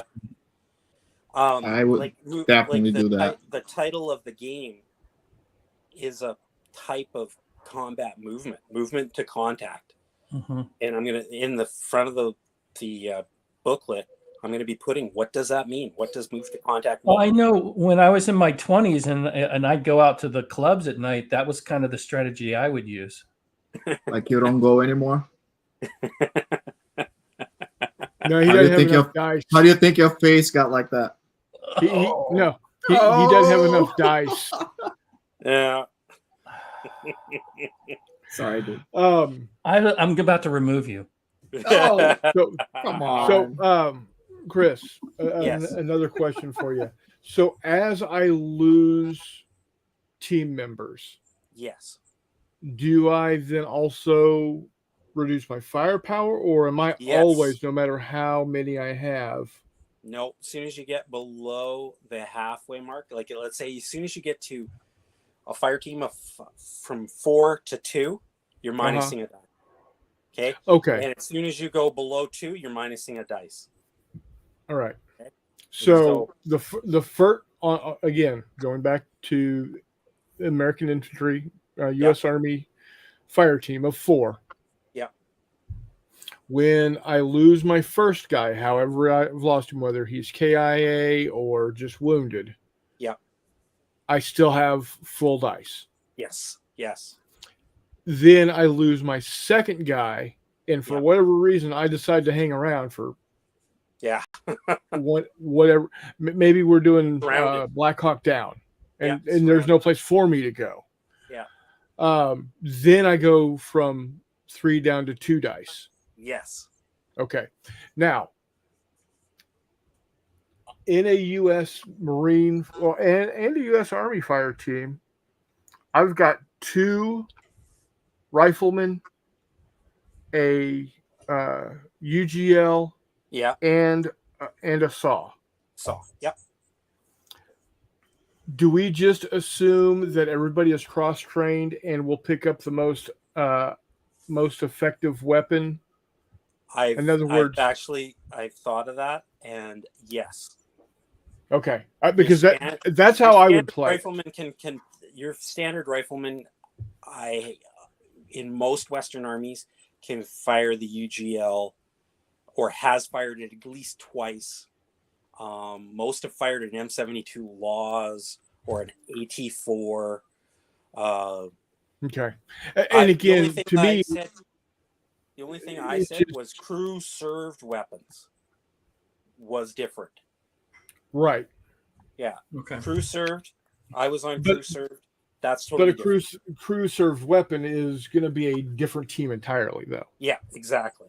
So what I said was that if your fire team, which you've said is 2 riflemen, UGL usually, and a saw, Mhm. I have put in there that the saw has 2 dice. Okay, so that would be 5 dice in total, and the UGL works differently. What is a Okay, UGL? Underslung Underslung grenade launcher, launcher. M204. Okay.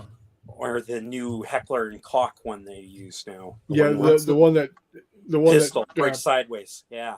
breaks sideways and can be used individually without the parent weapon.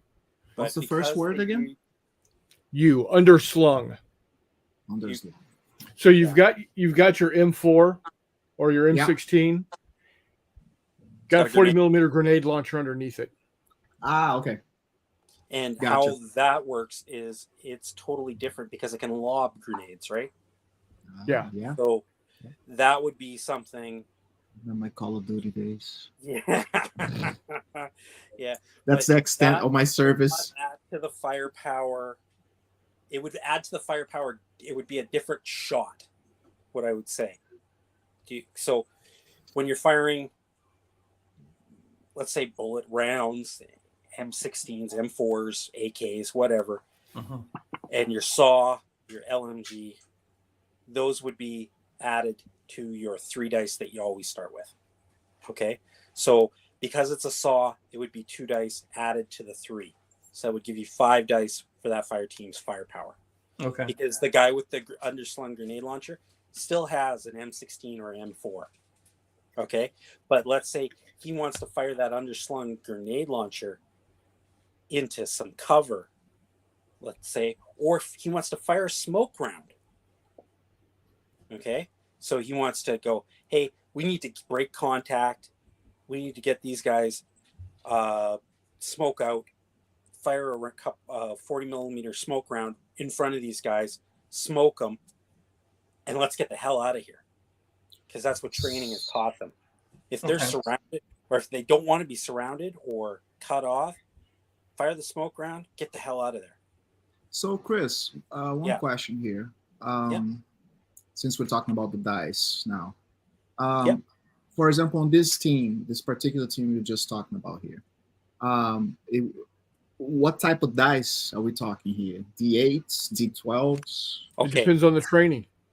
Depends on the training of the No, guys. I know, I get that, but okay. So the base team has 3 dice.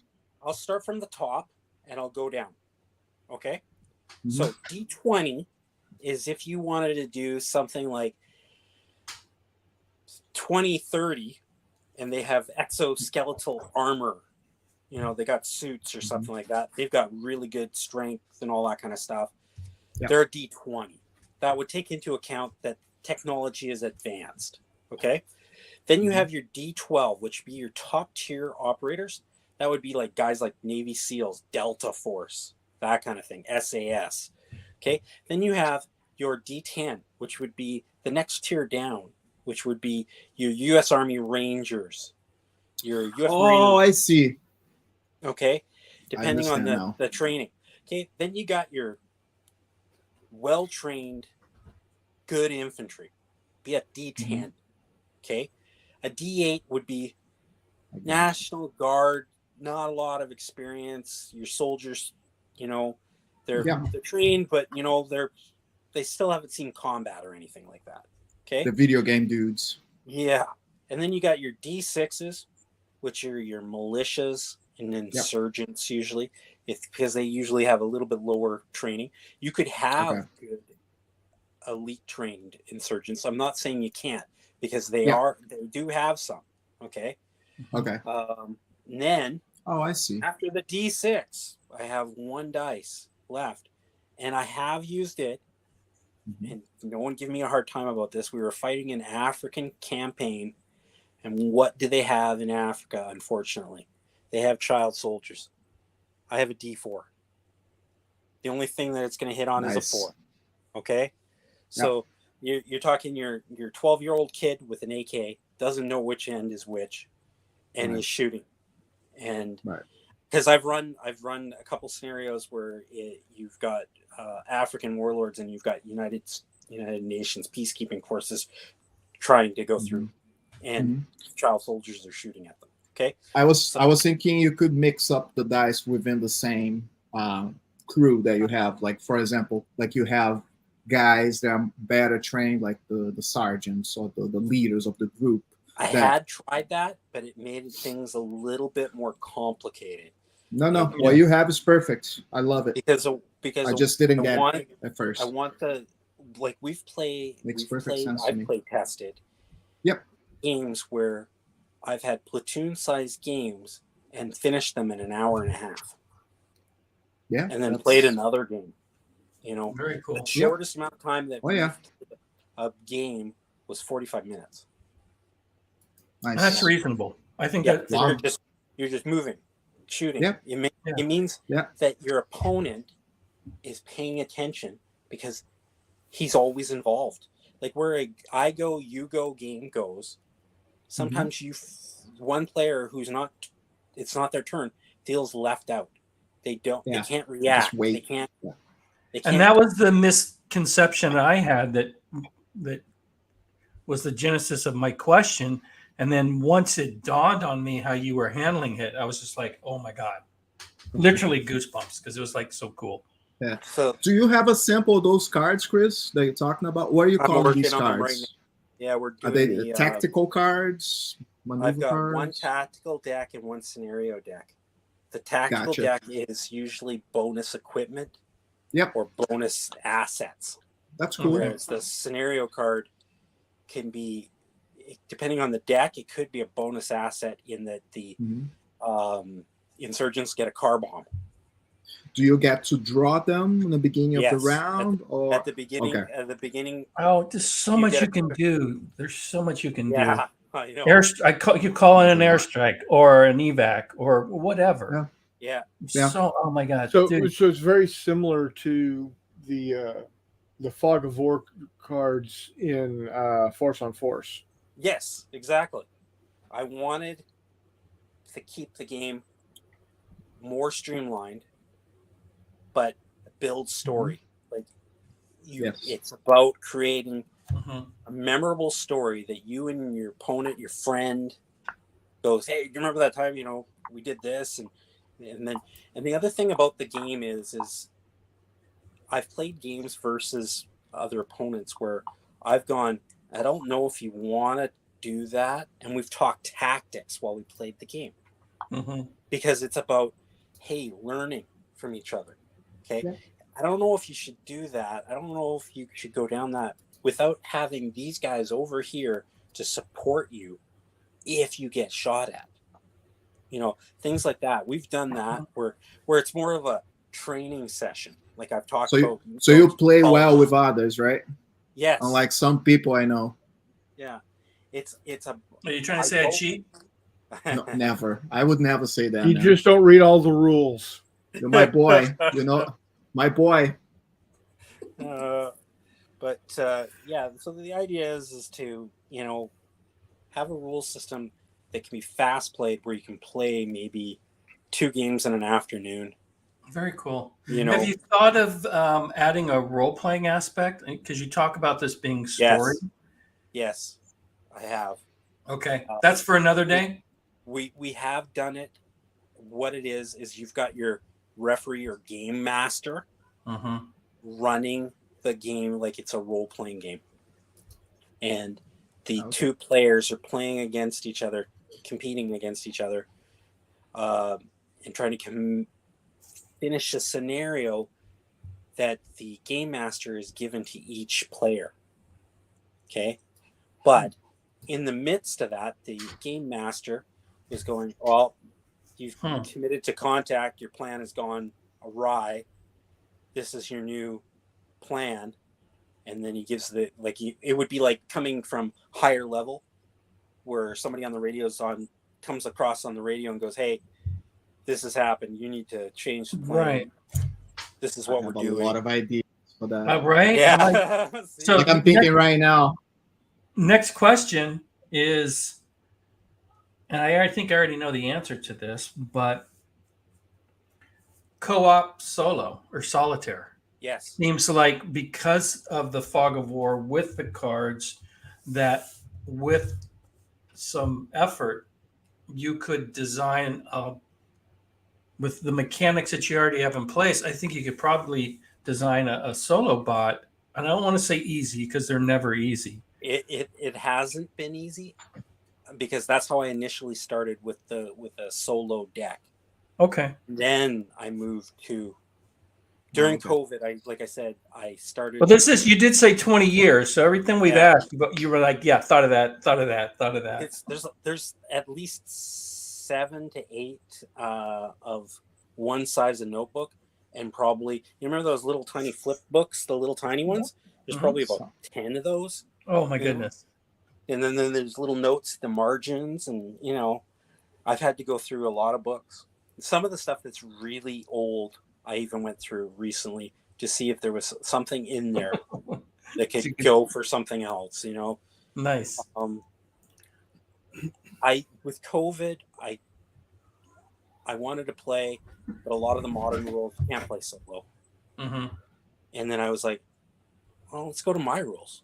Let's make a deck of cards. And I took a playing card deck, and what I did is I made a chart for the suits. And that's what was basically the chart was. You made, you know, like 5 of hearts does this. 3 of hearts does this. And it's written on the piece of paper, so I didn't have to write them on the card. But I eventually did that. Okay. And I started putting stickers, and I was just drawing it out. Okay, that's what it does. Like Mr. Wiley, he's got on his cards, on some of his decks, the effect is on the card. Right. You know, so I started doing that, you know, which made it a lot simpler. Because in D&D or other role-playing games, you roll an encounter, and you roll on that chart, and it tells you what happens, right? I did something similar to that to start, and then just modified it. So now that I have a deck of cards for solo play, and it was like 26 cards, and it worked okay, but I had to play smaller level games. I couldn't play platoon level games. I'd have to that makes sense. I'd have to make more cards, but I wanted to see if it worked. Well, what I was getting at is if you're playing, so you're doing a role-playing aspect outside of just playing solitaire one-offs or whatnot. Yeah. If I'm role-playing, typically that's a group of players or one player that's then managed. I don't want to say against, but it's managed by a game master. Yeah, and that's what we did. Let's say it would change the plans. Not Jay, Eric, and myself decide we want to roll up some characters, and we want to play. We're Navy SEALs, and we want to go on a number of missions. Right? We're going to do it however long. It would be nice for us to play co-op, and then have a bot that would control the enemies that we're going up against to allow us as a group to play together. And it sounds like you've thought of that. You've been working on it, and it's work in progress at this point. Yeah. Well, it's only 26 cards at this point. It's not like it just needs to do what it needs to do. However many cards that is what it's going to be. Right. Yeah. And then, you know, we were talking the other day about, with Meandering Mike about doing, my God, I've already forgotten what they called it. Game plans. Yeah. Right. So you could do scenarios that are specific solo decks. So you have a certain mission. Yeah. Right. And so you kind of script it within that deck of 20 cards, but that's because did you get to that checkpoint in time? Did you place your explosives? Was there a patrol that showed up? You could script that as a scenario within that one deck. You don't have to have one deck that's all universal, although you could. But I could see where you would build decks specific to certain types of adventures or missions. Yeah, like a convoy mission or something else. Yeah, an assassination mission, a rescue, a recon. Well, I don't need to name them. Yeah. You've probably been on most of these at some level, right? So you could write these as just decks that are expansions to your core game. I'm already thinking of business.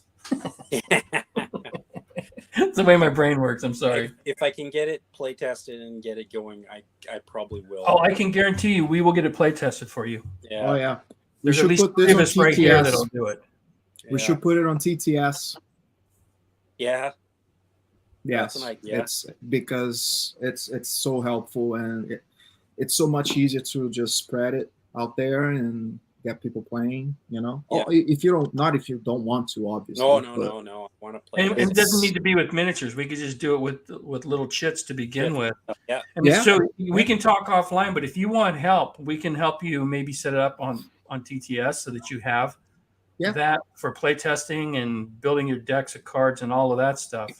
Well, I'm going to probably take you up on that offer then. Oh, definitely do, because one, we want to put it up onto the Playtesters podcast and actually play it. Yeah. yeah, that'd be cool. Yeah. There's an self-serving agenda there. I'm not going to lie, but there's so many things about your game that, for me, break me out of other games that I've grown up on and played. And that's why it took me a second to get that movement. And I'm like, hold on, one side moves and the other side just sits there. And then I was so far wrong on that. Well, I looked at it this way. After playing, like, I thought about it before I played Crossfire. Crossfire came out in about 97 or 98 or something like that. The idea was that in combat, you're reacting to what's going on around you. And if I see somebody running across the field, I'm going to shoot at them. and I was like, and I started playing, games like, I played Warhammer and all kinds of other games. And I was like, it's you go moving all your stuff where it goes completely into cover. And I didn't get to shoot at you. Yeah. That doesn't make any sense. And then you got into this is supposed to be a science fiction game. And this is just me using this as an example where you had guns, lasers. And I'm like, wait a minute, lasers just go. And I can't pre-measure for some stupid ass reason. Exactly. Yes. I'm like, well, because your gun only fires 6 inches. Yeah. Doesn't freaking matter. It's the amazing year. And I'm 6.5 inches away. The bullet actually stops and hits the ground. So I always shoot 10 inches for some reason. But then I got into, like the whole thing of games putting armor saves into it and all this. And I was like, I never liked that. Good, but if you're getting shot at by a 50 cal, yeah, it's not that good. So I'm like body armor with small arms, up to 7.62 or something like that. There's a chance it's gonna ricochet or maybe blunt the round or something like that. Right. So why not just remove a dice from their shooting? It so makes sense. Like I said, you've done such a good job of explaining the abstraction that it's all. I'm buying what you're selling. Yeah. At the end of the day, visualize it. Because if I'm playing the game, I'm not going to, like what you pointed out. You're playing a game and go, hold on, that doesn't make sense to me. Whatever the rule is, they ran. I saw them. Now they're in cover. I didn't get to shoot. That doesn't make sense. Everything that you've explained, outside of my misunderstanding, I don't see any. Okay, that doesn't make sense, or that. How does that work? It seems to be very straightforward, very easy. Now, I'm going to throw, this is just me thinking outside the box. You're using dice. Yeah. You could also, if you wanted a 14-sided or 16-sided thing, you could use a deck of cards to simulate that. Yeah. I've tried if you wanted to go from 12 to 20, it's like, well, maybe we want 16, 18. So just to throw that out there that, I love rolling dice. I'd prefer rolling dice than flipping cards. But if you're looking for some incremental growth, 4, 6, 8, 10, 12, 20, 14, 16, 18, 20, all could be handled with cards. We tried it with cards. Mm-hmm. Of course you did. Well, the reason we decided not to go with cards, because I was playing Malifaux, which uses cards and not dice. Okay. And I had thought of that. And I was starting to use cards. And then I looked at the table again. And I'm like, wow, look at all those cards all over the table. Like you're flipping cards. You got the cards for suppressed in your units. And it was just I didn't mean it that way. I meant that you would have a deck of, say, 15 cards. Oh, but we had that would have a number 1 through 15. You'd shuffle it, and that would be your dice roll.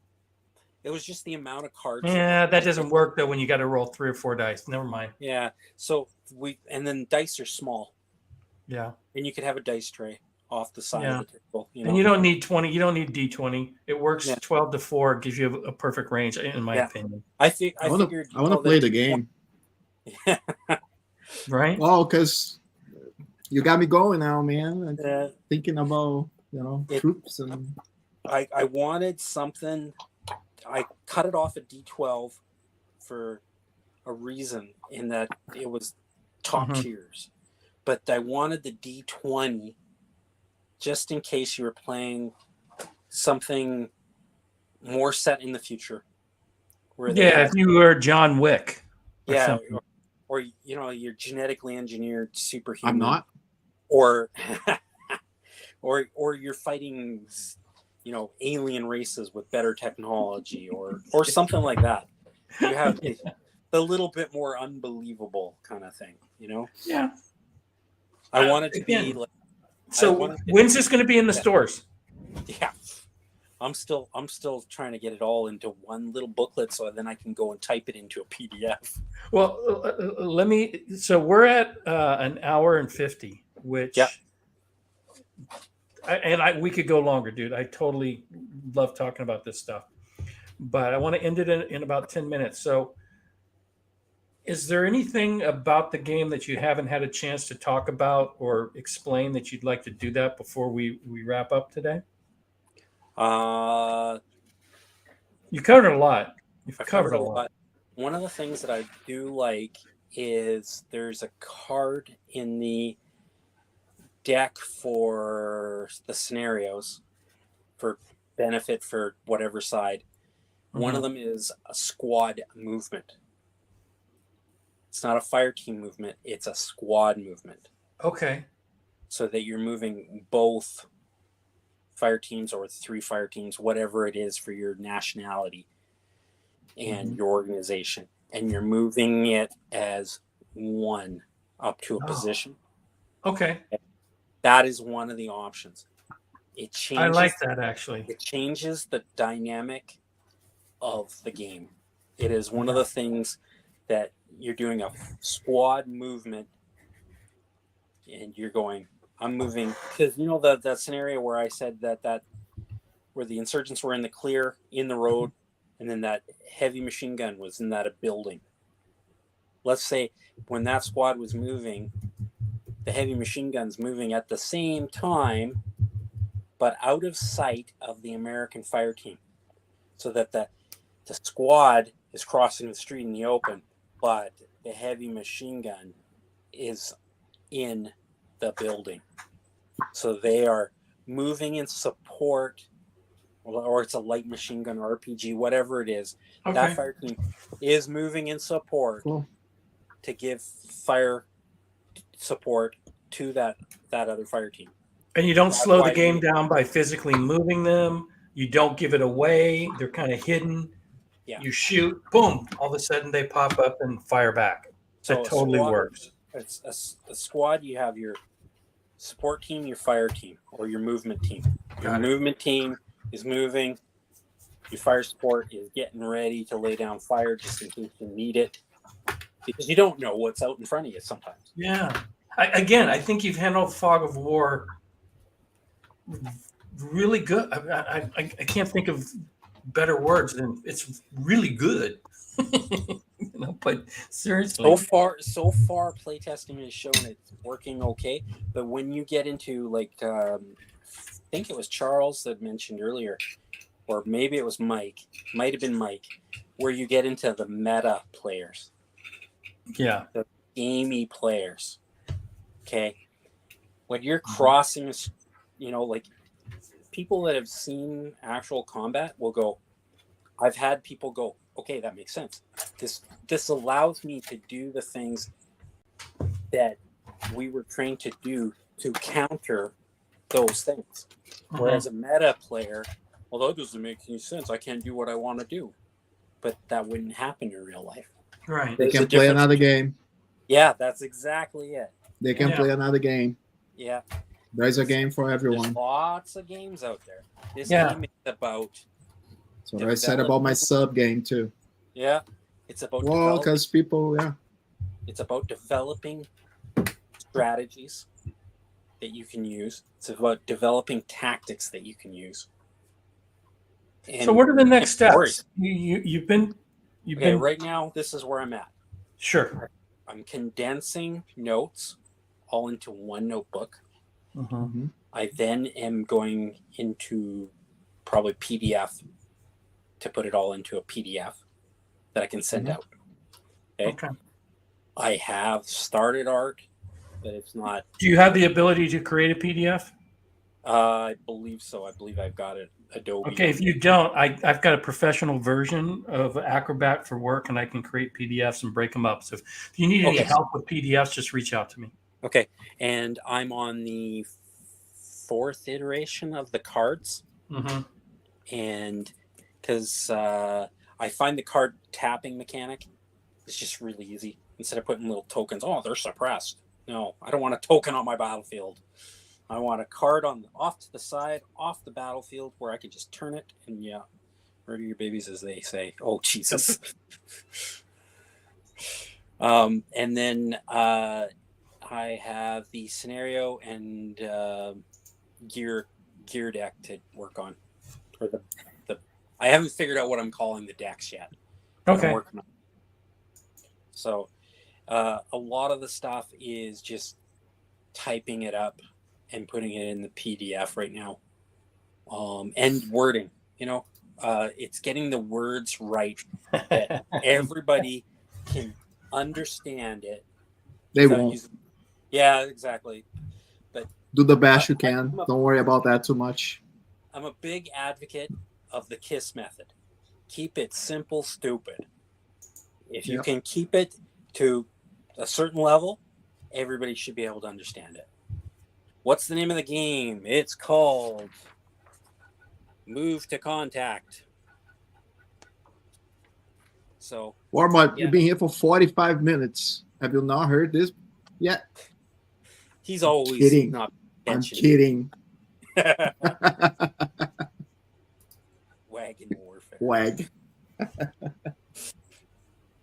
But yeah, I'm kind of hoping. Now, are you going to self-publish this, or are you going to try to get it out to a publisher? What do you? I mean, I'm assuming that you're going to finish it and then publish it. Maybe not. Maybe it's just going to be a homebrew thing that you just. No, I think I'm going to publish it at this amount of work after 20 years. Yeah, well, that's how I think. But I think core layout is going to be the core book. Core book. Mm-hmm. With the basics and all that kind of stuff in it, and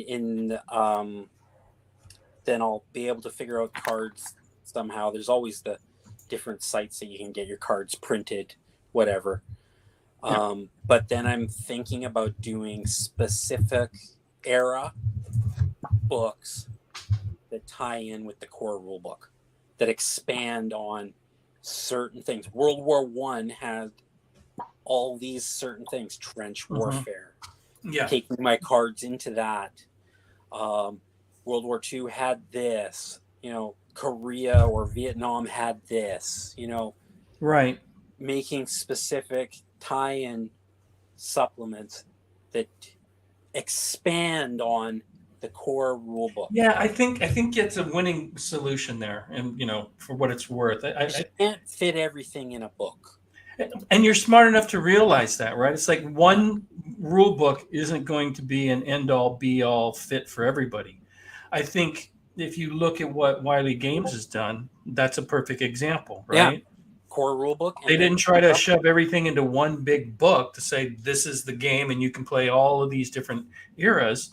That's what I like about their rules. Yeah. Build an app for this game, okay? I'll be quiet.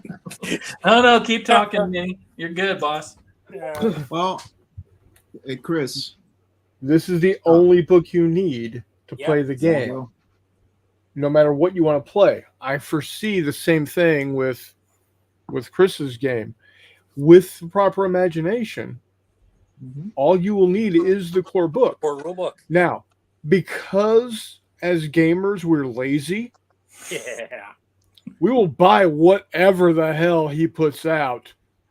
Because A, we want to support him. Specific B, card decks. We're lazy.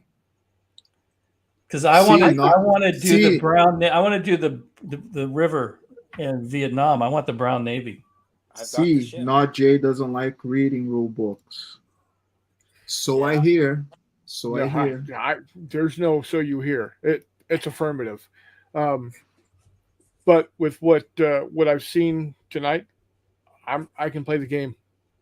Yeah. I don't need to read the rules. I need Yeah. them for reference at this point. Reference Oh, there only we at this go. point. There we go. Look at Oh, that. what do we got Asking, here? thou What do shalt we got receive. here? That's one of many. I've got different. I've monitors, all kinds of stuff. Oh, nice. Nice little PBR there. Yeah. My Swift. And we're not Bait. talking about the craptastic beer. Yeah. So yeah, I've got cards going right now with. Warm-ups I in the have a rules. conventional brown. Okay, where's my bot when I need it? Chat bot. Yeah. Come on, Nightbot. Yeah. Vito, But- warm-up. I've got my niece. I've been talking to. She's an artist, and I'm talking to her about doing some of the art. Oh, Probably very the front, cool. probably There the you front go. cover. Yeah. So, and then all the inside art, I'm going to be using painted miniatures, but I'm going to be doing something different. I'm going to be putting my miniature pictures into Midjourney with the backdrops, so that they then merge into what looks like a realistic photo. Okay. Oh, and I just love had Midjourney. an idea. I had an Yeah. idea. I Okay? had an idea. If you're gonna do that, that's what we should upload to TTS as the Hey. minis.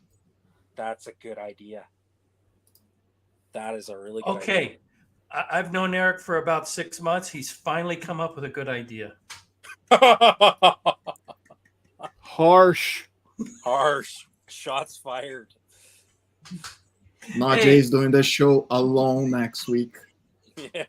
I'm sorry. It won't be the first time.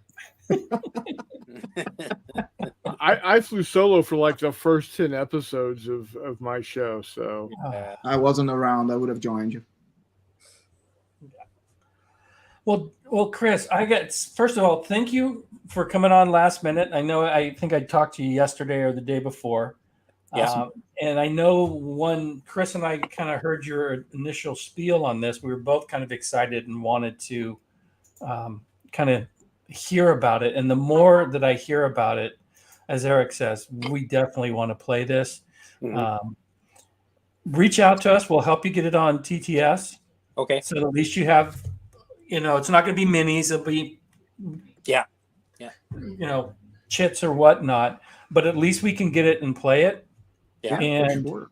we could definitely play test the heck out of it for you Love on to. there. And that would be, oh my God, I'm so looking forward to do that. Chris, is there anything, not Jay, is there anything you want to add at this point, my friend? no. I am waiting with bated breath for that PDF. Well, I'm working on the condensing right now, in between working on rebuilding my wife's craft room. She's had me rip out all the flooring. I'm painting walls, new molding, the whole 9 yards. So I'm doing that in between. So Eric, is there Whenever I anything take you a wanted break. to add, my friend? No, I like everything I heard. I really want to play the game. Yeah, and when you have stuff together, if you don't have anyone that does the TTS for you, we can jump in and help out. I don't know how to do minis on TTS. I can pretty much do everything else very basic, but it's playable. Yeah, that's why I say Uh, maybe we just do chits for the. Yeah, I know Richard knows how to do minis because he was Okay, helping Purple Druid. Okay, we can talk with him. yeah. So we can We'll try it arrange out. something. I can also reach out to a friend of mine, Jim, who does a lot of online gaming, and he makes token counters that Okay. I believe are importable into TTS. Oh, cool. Awesome. Okay. So I'll Okay. check. Okay. Yeah, well, anything we can do to help you get this play tested and published. One of the reasons that, and very much like Not Jay, is trying to build a community and create resources So we definitely want to be able to do the play testing for you. And again, anything we can do to help, we definitely will do that, sir. Especially for something that's such a cool project like this. Yeah. Oh, awesome. Thanks, This is guys. one of those I Sounds wish really I good. had designed it games. I'm gonna be honest. Hey, I can't design them all. Somebody else has got to carry the load. So All right. Really? yeah. Well, I've played other people's games that don't quite have, They are way too detailed for you. Mike. RTFM. RTMFM. MF. You want to try it again? Make sure you get it right. Oh, I got it right.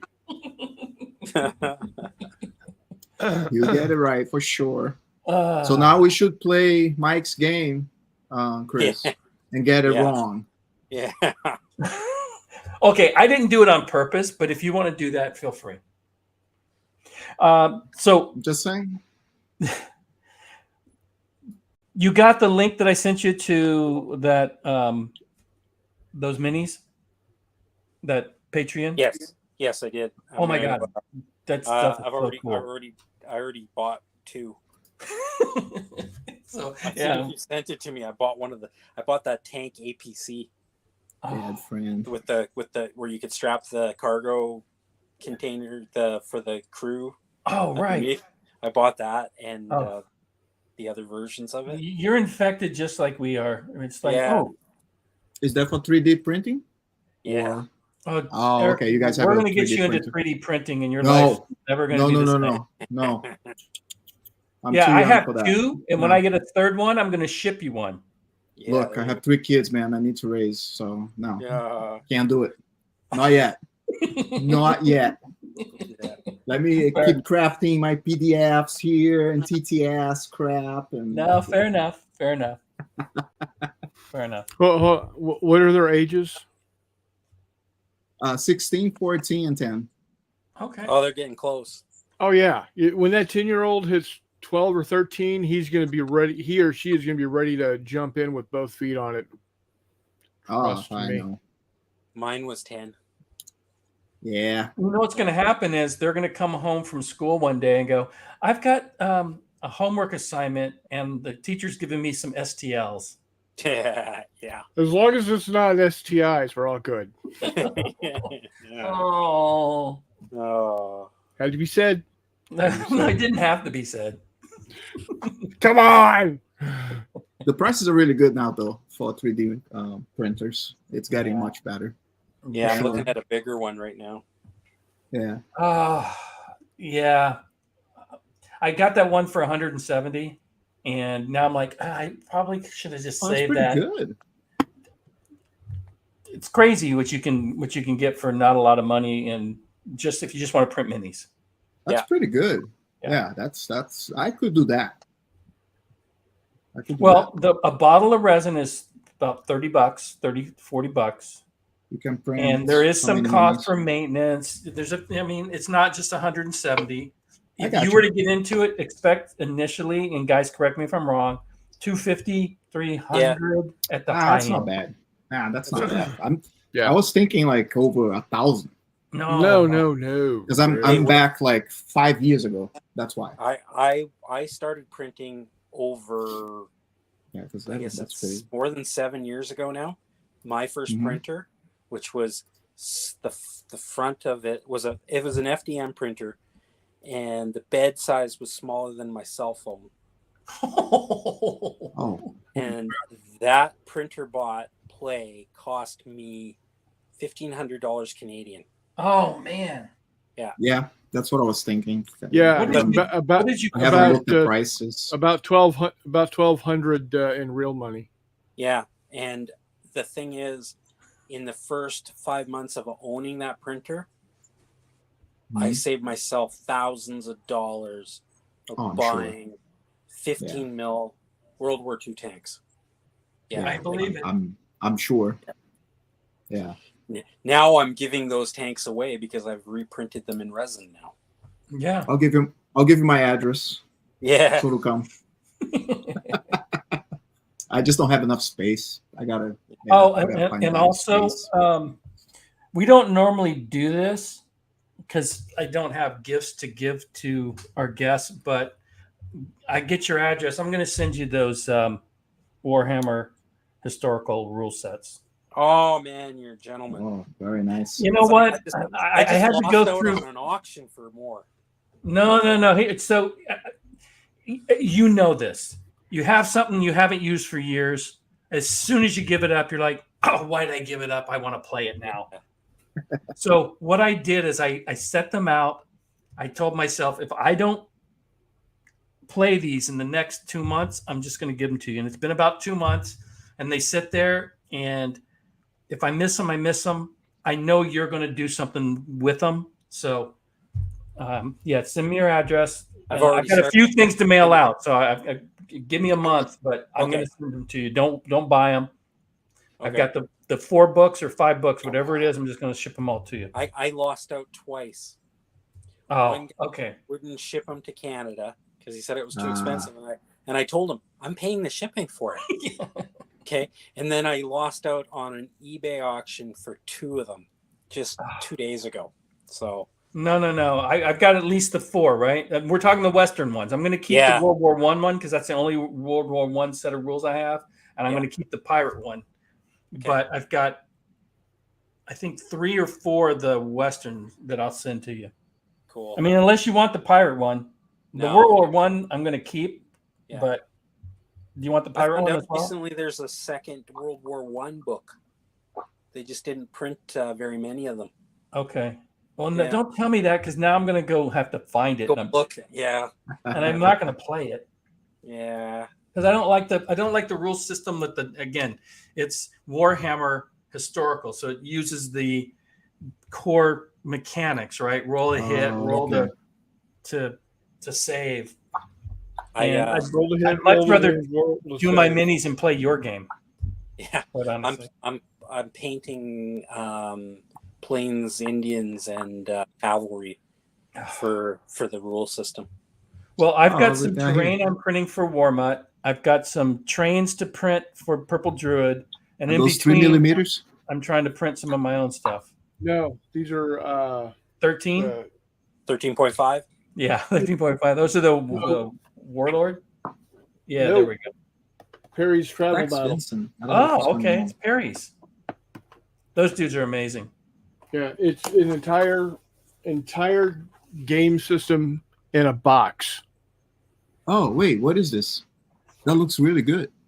That's been out for a while. It's a really good game. Yep. Oh, cool. Nice box. Nice cover. Yeah, it's designed to actually carry everything in there. Oh, okay. That's great. That's a great idea. It's got 2 12x12 plates that are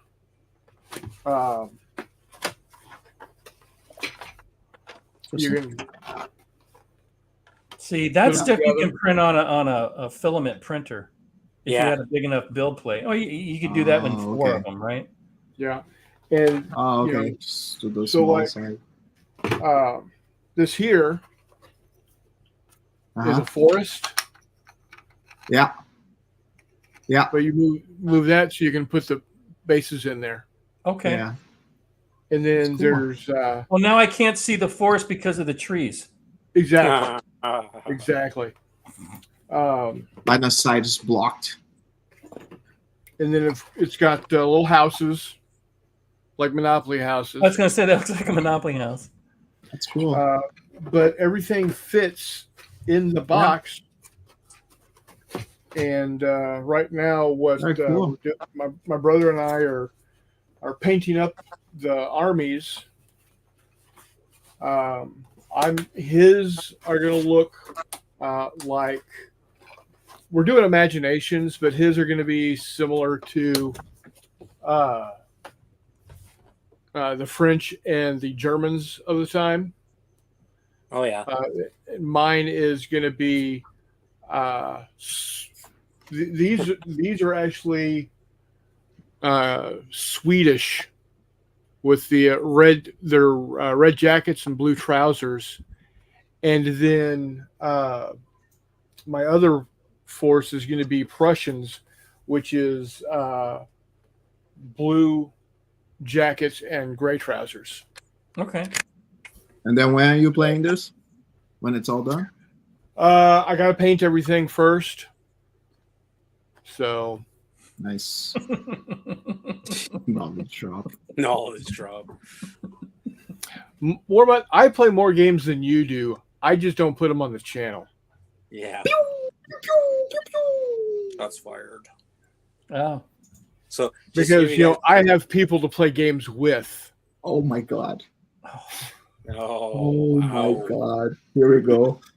You know, I'm gonna have to go West Coast biased, and I'm gonna have to go Team Warmut on this one, dude. Oh, No, Be hey, I'll be nice. honest. Warmut puts out some great games. Every time I've played a game with him, it's been a blast. Yep. So yeah, much love for you, brother. Much love for you. so just to kind of give you guys an indication of what kind of problem I have, this is just a small indication. Uh-huh. Yeah. Oh man. Yeah. You're nice and organized though. That's nice. Yeah, and it just gets worse. Where are you? Is this your basement? Or This is my games room. oh, okay. Nice, man. Yeah. You should That's see great. upstairs. Oh no, stuff does not go upstairs. Ah, Wife will Yes. break it. fair enough. I've got an entire room down here. It stays down Good job. Very organized though. Yeah, look at that. I love One it. day I'll get there. Yeah. Well, So That's I've 30. got an entire Left hand. I've got an entire platoon of American infantry circa 2009. And about, I have a robot in a box that needs to be assembled. I got about 50. I This got is about from 50. that. This is from that Patreon. I've been printing up bits. Oh, okay. It's gonna look cool next week when I get it all assembled. Nice. Want to see it? Anyway, guys, I'm gonna go ahead and shut it down for the week. Oh, Boom, Yeah. boom, dum, boom. no, it's so much fun. I know. Time to go home, kids. Get in the car. Gone by fast. You don't have to go home, but you can't stay here. So, Walkabout Games, thank you so much again for popping on and sharing your game. That is, again, I'm really looking forward to playing it. We'll do what we can to help you out, like I said, and give me your address. And I've got some stuff to send to Hexy. I've got some stuff to send to a number of people, but give me a month and I'll get it shipped out to you. So don't worry Okay. about buying it, and I'll get it to you. Okay, sounds good. And anyway, let me go ahead and play the music, and we be out of here as soon as I can find my music. Peace out.